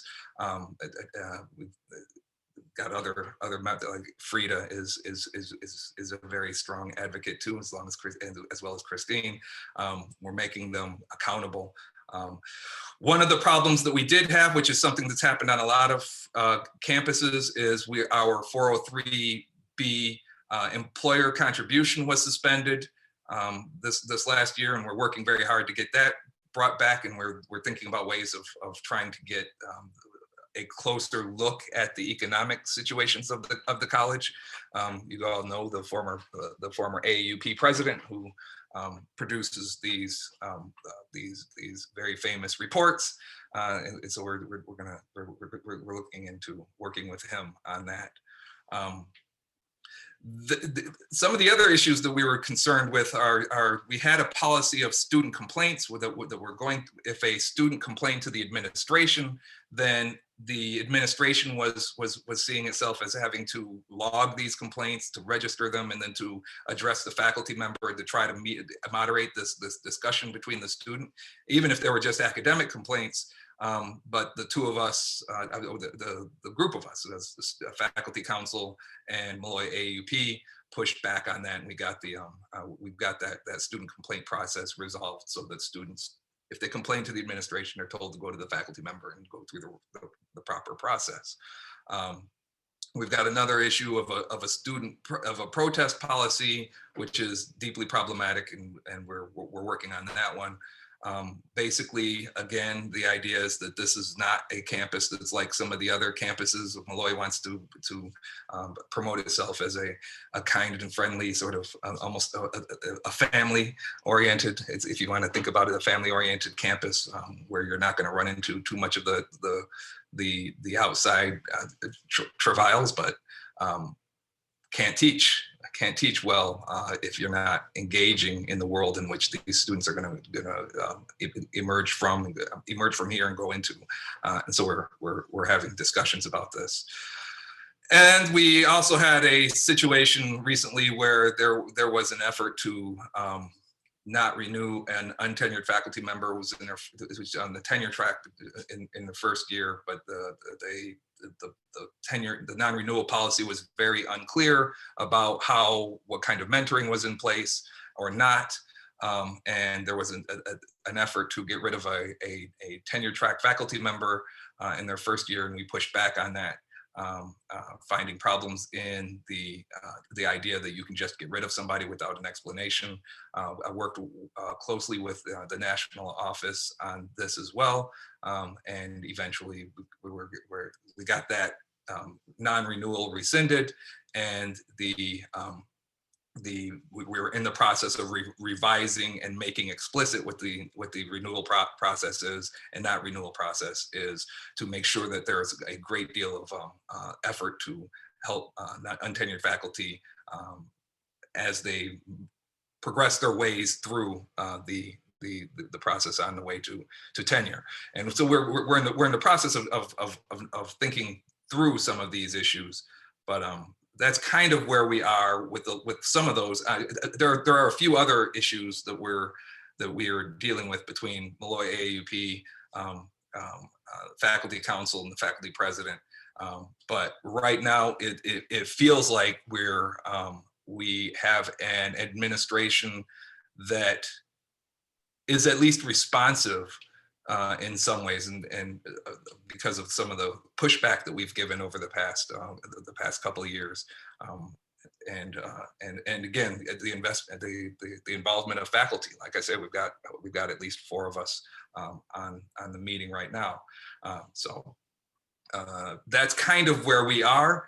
And I want to make sure to congratulate Erwin and to thank him specifically for his help. The very first issue that we brought attention to was the civility policy, and I used the language that Erwin gave me in an email response, and I just used the language and made it sound like my own, and we were able to get that civility policy shelved. So the New York State Conference has been, all of you have been incredibly helpful as we've moved through this, and then my other faculty members, my colleagues have made me have made me look good, so that I somehow got appointed to the Committee A on Academic Freedom and Tenure, which was a profound honor.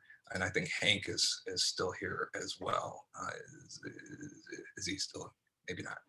Anyway, so that's sort of where we are now, and I will turn it over at this point. Thank you. Thank you so much, Mark, for that comprehensive review of all of the issues on your campus and how your leadership has really helped to organize the faculty. The next speaker is Bob Hansbrough. He is a professor of music and coordinator of winds and percussion at the College of St. Rose. So the College of St. Rose, our chapter, our conference, our New York State Conference was involved and tried to assist the College of St. Rose in 2016.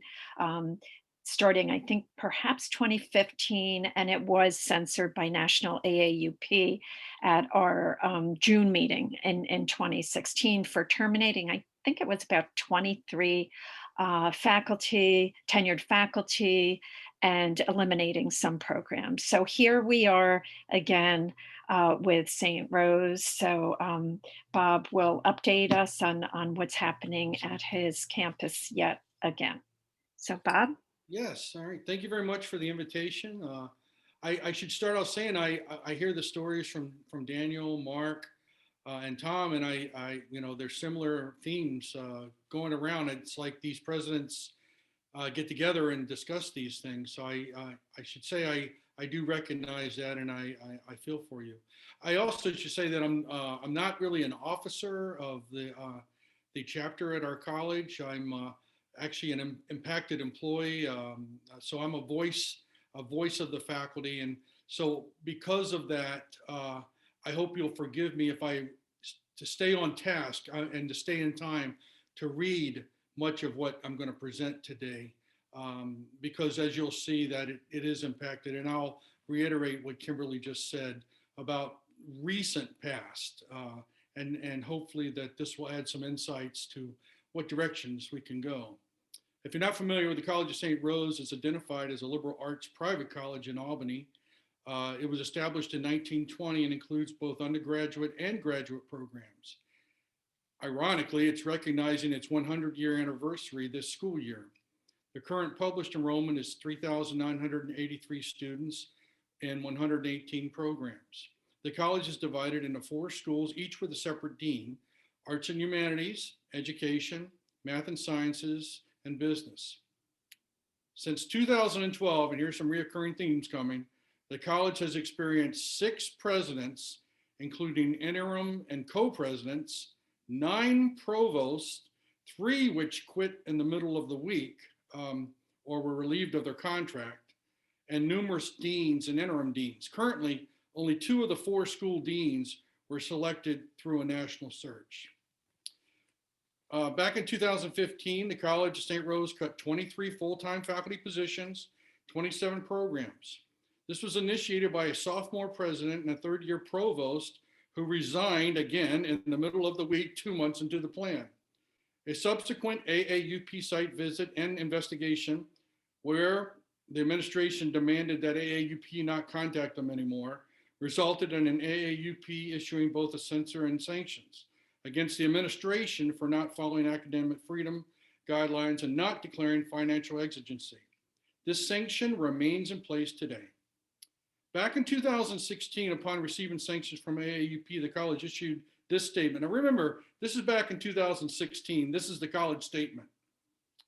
Our Board of Trustees and administration have set St. Rose on a course for growth and academic programs our students want most. A strategy we believe will result in higher enrollment and expanded opportunities for our students. While AAUP must consider only the interests of its faculty members, our leaders have a broader mandate, looking out for the future of St. Rose and our students. Again, 2016. Shift forward. In the spring of 2020, the embattled president at the time announced her resignation effective in June. However, the Board of Trustees immediately appointed an interim president from their membership who had no experience in education. She announced in the summer of 2020 that the college was again in financial distress and that cuts in programs and faculty would once again be necessary as a director from the Board of Trustees.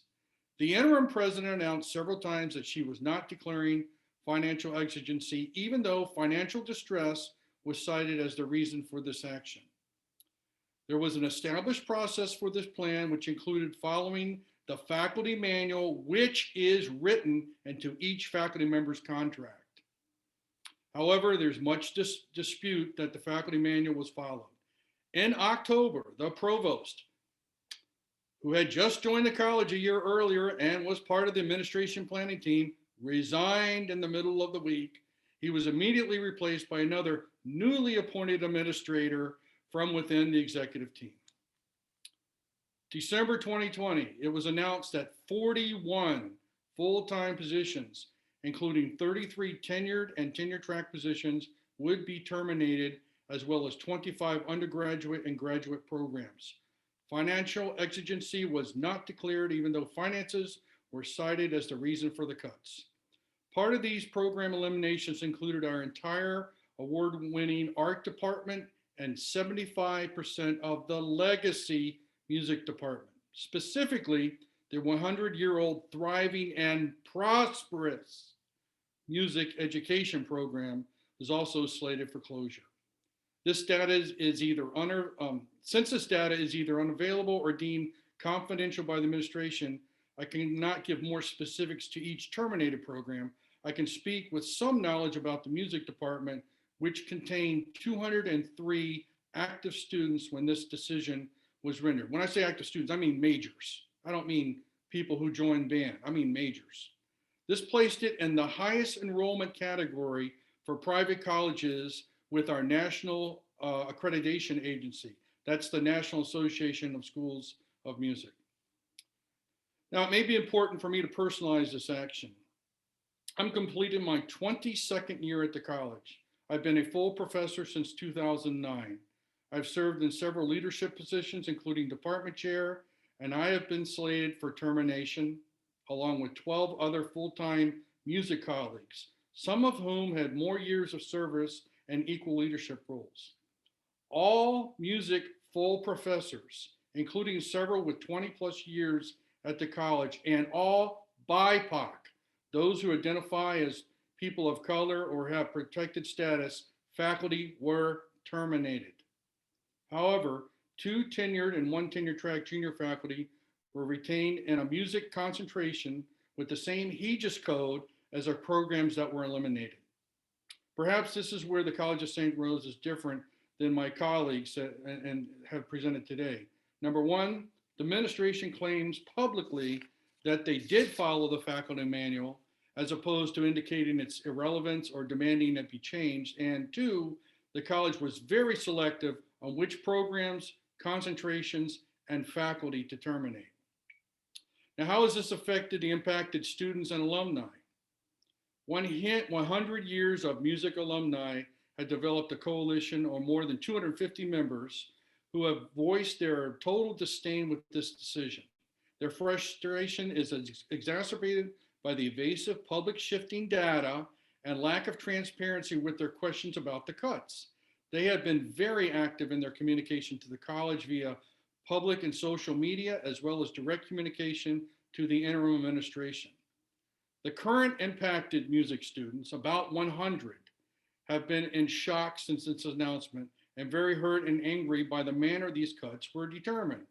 I understand, because I can't be part of that coalition, that there's currently a music impacted student parent coalition forming in order to seek the data for closing their programs and investigating their legal rights in this process. Their specific questions and data have been refused by the administration. You're going to love this, citing that the impacted faculty rights may be tainted if they divulge such data. I understand that the additional impacted students are also organized. These are beyond the music students. Impacted students are also organizing and investigating their legal rights. This has also had a direct emotional and professional effect on myself.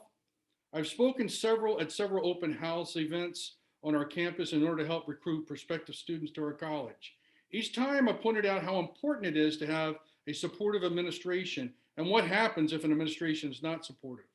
I have repeatedly touted how the St. Rose administration values music, as it was the very first degree granted at the college. The multi-million-dollar resources it has invested in music faculty selection, equipment, and the incredible Masry Center for the Arts. This 46,000 square foot building, which was completed in 2008, hosts 90% of all music classes and performance venue, was also part of a capital campaign where many faculty, including myself, and students financially contributed to its existence. Therefore, I feel personal obligation to these students, especially these impacted students, since my information delivered to these students and parents was ultimately not true. I have to face these students every day. There are pending hearings for impacted faculty, which I'm participating in. Therefore, I cannot disclose procedure and data at this time, as it may have a negative effect on myself as well as my colleagues' results. However, the fact that I want to tell you this information should lead you to a viable conclusion. Conversely, I'm happy to take questions back to our attorneys and see if their questions can be answered now or at another time, because I think it's very important that AAUP administration and its members understand what has happened to our college twice in the past 5 years. Other cuts included the undergraduate programs in mathematics, science, and technology, and business, as well as master's degrees in education, business, technology, advanced certificates in financial planning, literacy, birth to grade 12, and quality control in higher education. This affected approximately 182 students in addition to the 100 music students. AAUP state and national officers have been very supportive and have provided guidance and resources to investigate this repeated situation. They have been very helpful in their advice, in particular with the possible legal rights and actions with the impacted students whose programs were seemingly arbitrarily closed. I guess finally, implementing these program cuts without declaring an exigency reveal a total collapse of shared governance at the college, which now renders tenure meaningless. Faculty are supposed to make curricular decisions based on academic concerns. Education has not been discussed at all during this current process. Finances have been discussed exclusively in this plan, yet the administration refuses to declare exigency as is required. This violates the faculty manual, which is deeply rooted in AAUP policies. And that's where we stand. My hearing's in 2 weeks. So you imagine my attorneys have me on a quiet leash not to present our case and, before they get a chance to present it. So that I'm very careful in the words I said. Thank you so much, Bob. You certainly got the message across, and we're with you, and we truly share your angst, and we'll do whatever we can as a conference and just as individual colleagues to assist you and the other dedicated faculty at your college at St. Rose. So thank you so much for being with us today. Our next speaker is Mary Rose Cabal. We all know her, of course, as the president of the New York State AAUP conference, but she was also, she's been a member of AAUP since 2001. And has been president and vice president of her AAUP advocacy chapter on her campus. So Mary Rose is going to be talking about the West New York Coalition. So Mary Rose, if you could tell us about what's happening with this new effort. Right, thanks, Kimberly. Yeah, so I kind of have a different hat on in this presentation. So I want to make a few sort of broad points, and then I'll end with talking about some of the details of the Western New York Faculty Coalition, its role, sort of the direction it's heading, and whether or not it might be a good model for others of you in different parts of the state. But I mean, I would like to I think the presentations this morning and on this panel have been excellent, and we're seeing a lot of patterns here of violations of principles of academic freedom, tenure, and shared governance. And I think what the research presented, both from the omnibus report and Joerg's research that was presented in the morning, really shows how shared governance is so crucial to protecting academic freedom and tenure and other things as well, right? I mean, I'm always astounded, and Bob and Tom, like, when administrations just ignore process, because the process protects the institution. I mean, and this is really education that we have to do with our administrations and our boards. I know some folks like to say, like AAUP members are all lefties, but the policies are super establishment. I mean, oftentimes the process goes against the faculty. Oftentimes, right? The administrations, if they just took a couple weeks, got some proper faculty representation, they're still going to get, for the most part, right, decisions that they want, and then probably better decisions, right? So as Daniel brought up the example of Hampshire College, it was, right, I mean, it was about to, like, poor governance leads institutions to failure. Right. And when the Hampshire administration a new administration comes in, recognizes these principles, starts respecting shared governance, academic freedom, and tenure, the institution does so much better. Right. So Bob, it's like, it's really horrible to hear your administration, right, trying to, say, oh, well, AAUP is only narrowly interested in faculty, and they don't care about students or the institution as a whole. And I think what we heard clearly from Michael and Hank this morning is that there's actually no evidence, right? It's that none of the problems at these schools that are being investigated are because of AAUP policies. They're because AAUP policies aren't being respected. So that's like kind of my first main point that I like to make. Secondly, right, obviously these are not new, right? These patterns, particularly as Bob and Tom pointed out, these have been going on for a long time, right? And you know, I prefer, right? I mean, we've had this sort of neoliberal model of, you know, shoved down our throats in higher education for the last 40 years. I know Hank prefers the term academic capitalism.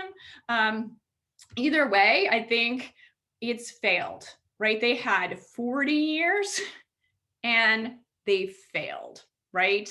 And we are at a critical juncture right now. I think we have a chance here on our campuses in New York State and nationally. We have a chance to get rid of this model and get a better one, right? And that's part of what the coalition building they'll be talking about at the end is all about. So I think we're at a critical junction, and at sort of a more, I guess, micro campus level, these struggles that we're hearing about from the speakers today, and I see Tanya from Canisius and folks from other campuses, right, in New York State, like Ithaca, where these struggles are happening.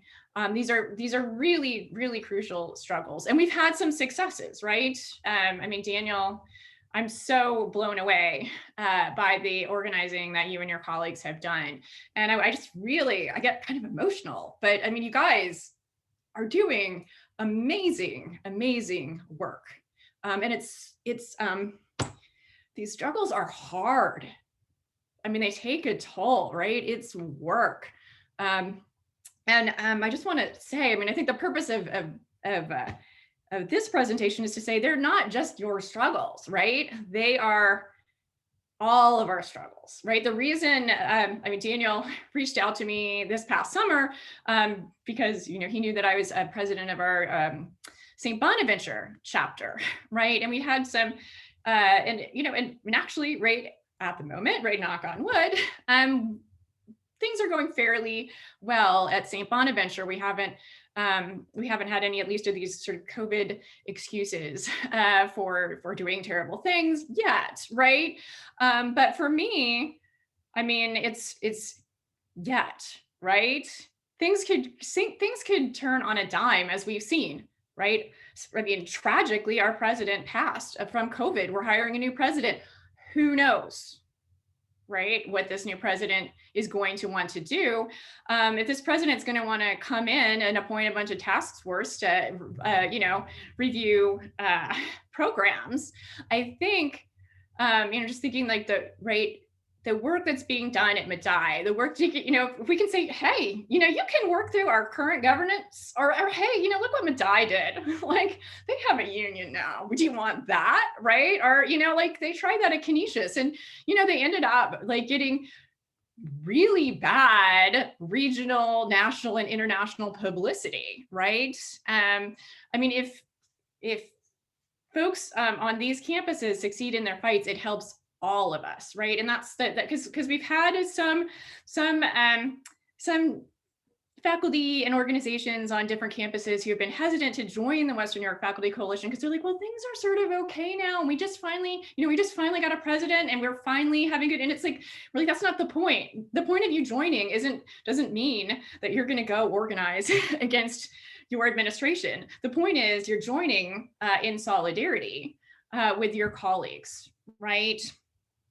So right, essentially a little history then, and Daniel sort of started the ball rolling by saying, you know, it was really him reaching out as a result of Anita saying, you know, hey, you should reach out to the Hampshire folks, right? And so Daniel contacted me and a few other faculty members, and then we start using Fred, who's I see out that Fred Floss there from Buff State, gets pulled in, and we really sort of end up using both AAUP and UUP networks and just our own personal faculty networks to try and sort of reach out and start organizing. And I think that I can share my screen now. We have we can sort of see our websites. Let's see. So we have this website. Here's sort of who we are and what we're doing.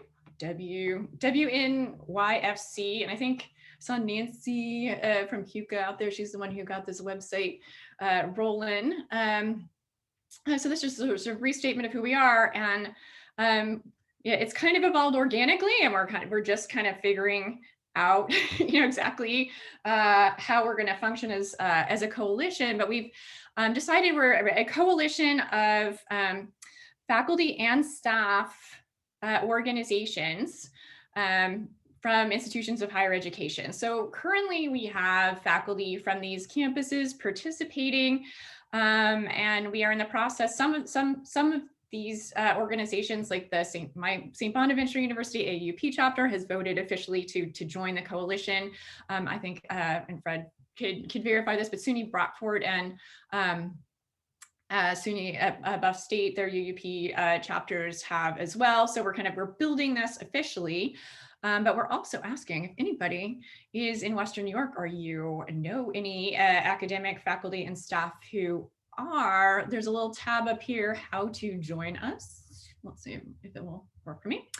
So we have a little form here because we recognize not every faculty member is unfortunately on a campus that has any kind of organization to help them.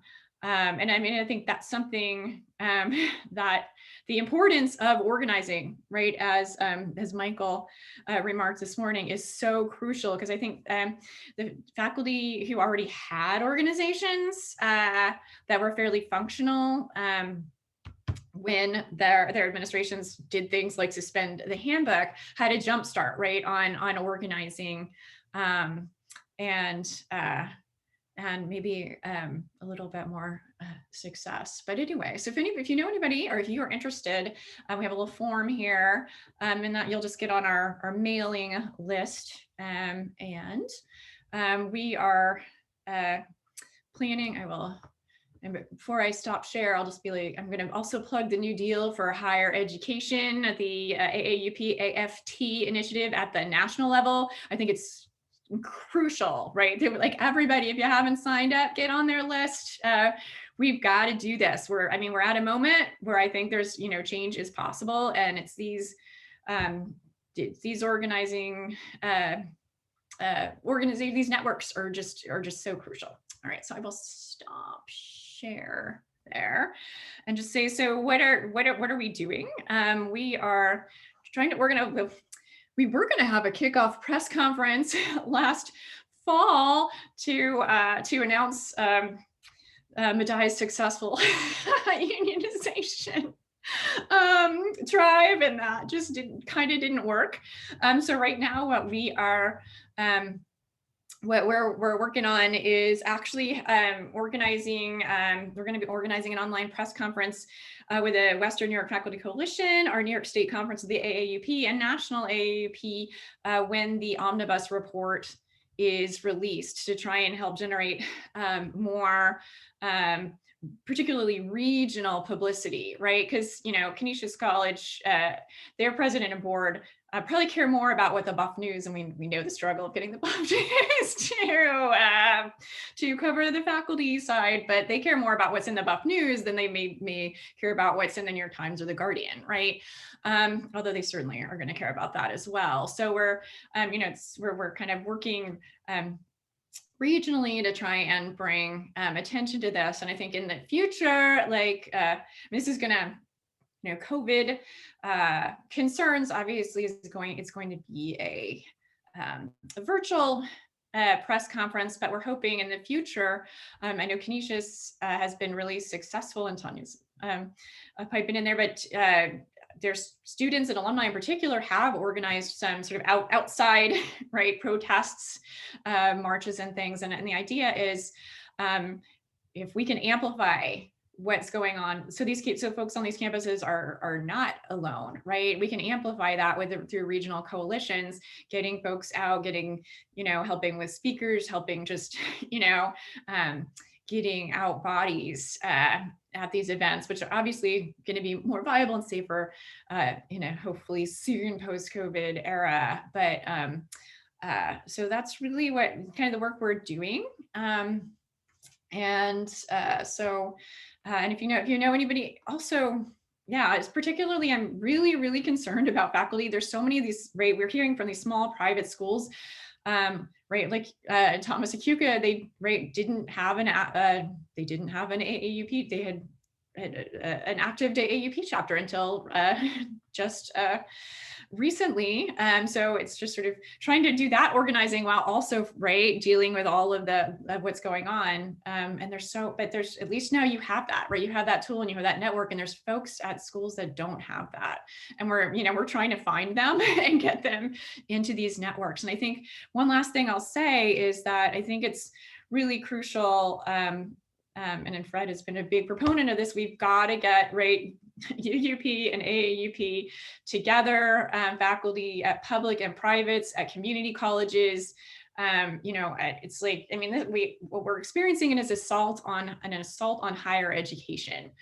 And the only way that we're going to be able to roll that back and have healthy institutions of higher learning and healthy environments for faculty to teach and students to learn is if we unite and deal with this as on a systemic level, right? Higher ed has been systemically underfunded, and our values of shared governance and academic freedom and tenure have been steadily eroded over the last 40 years. Right, again, we know historically there never was a golden age, right, where everything was sort of perfect. It's always a struggle, right? And that's why AAUP is still around over 100 years later. So I will leave it there so we can have plenty of time for Q&A. Thank you so much, Mary Rose, for your message and the work you've done as our conference president, reaching out and working with the regional organization. It's really great work. I would just like everyone to join me in thanking our panelists today for their informative and really excellent presentations, their demonstrations, I would say, of courage, acting on these daily assaults on higher education. And I personally would like to thank each of you, because when you are fighting your battles and being vocal and courageous, you are doing it for all of us, for all of your colleagues in higher education. So truly, thank you very much. So let's give some applause, even though you might not hear it. Really wonderful, wonderful presentations. So we're going to open up the conversation for our Q&A. And before we begin, I was just wondering, I'm really happy that there are representatives or a representative from Canisius and Ithaca. We certainly have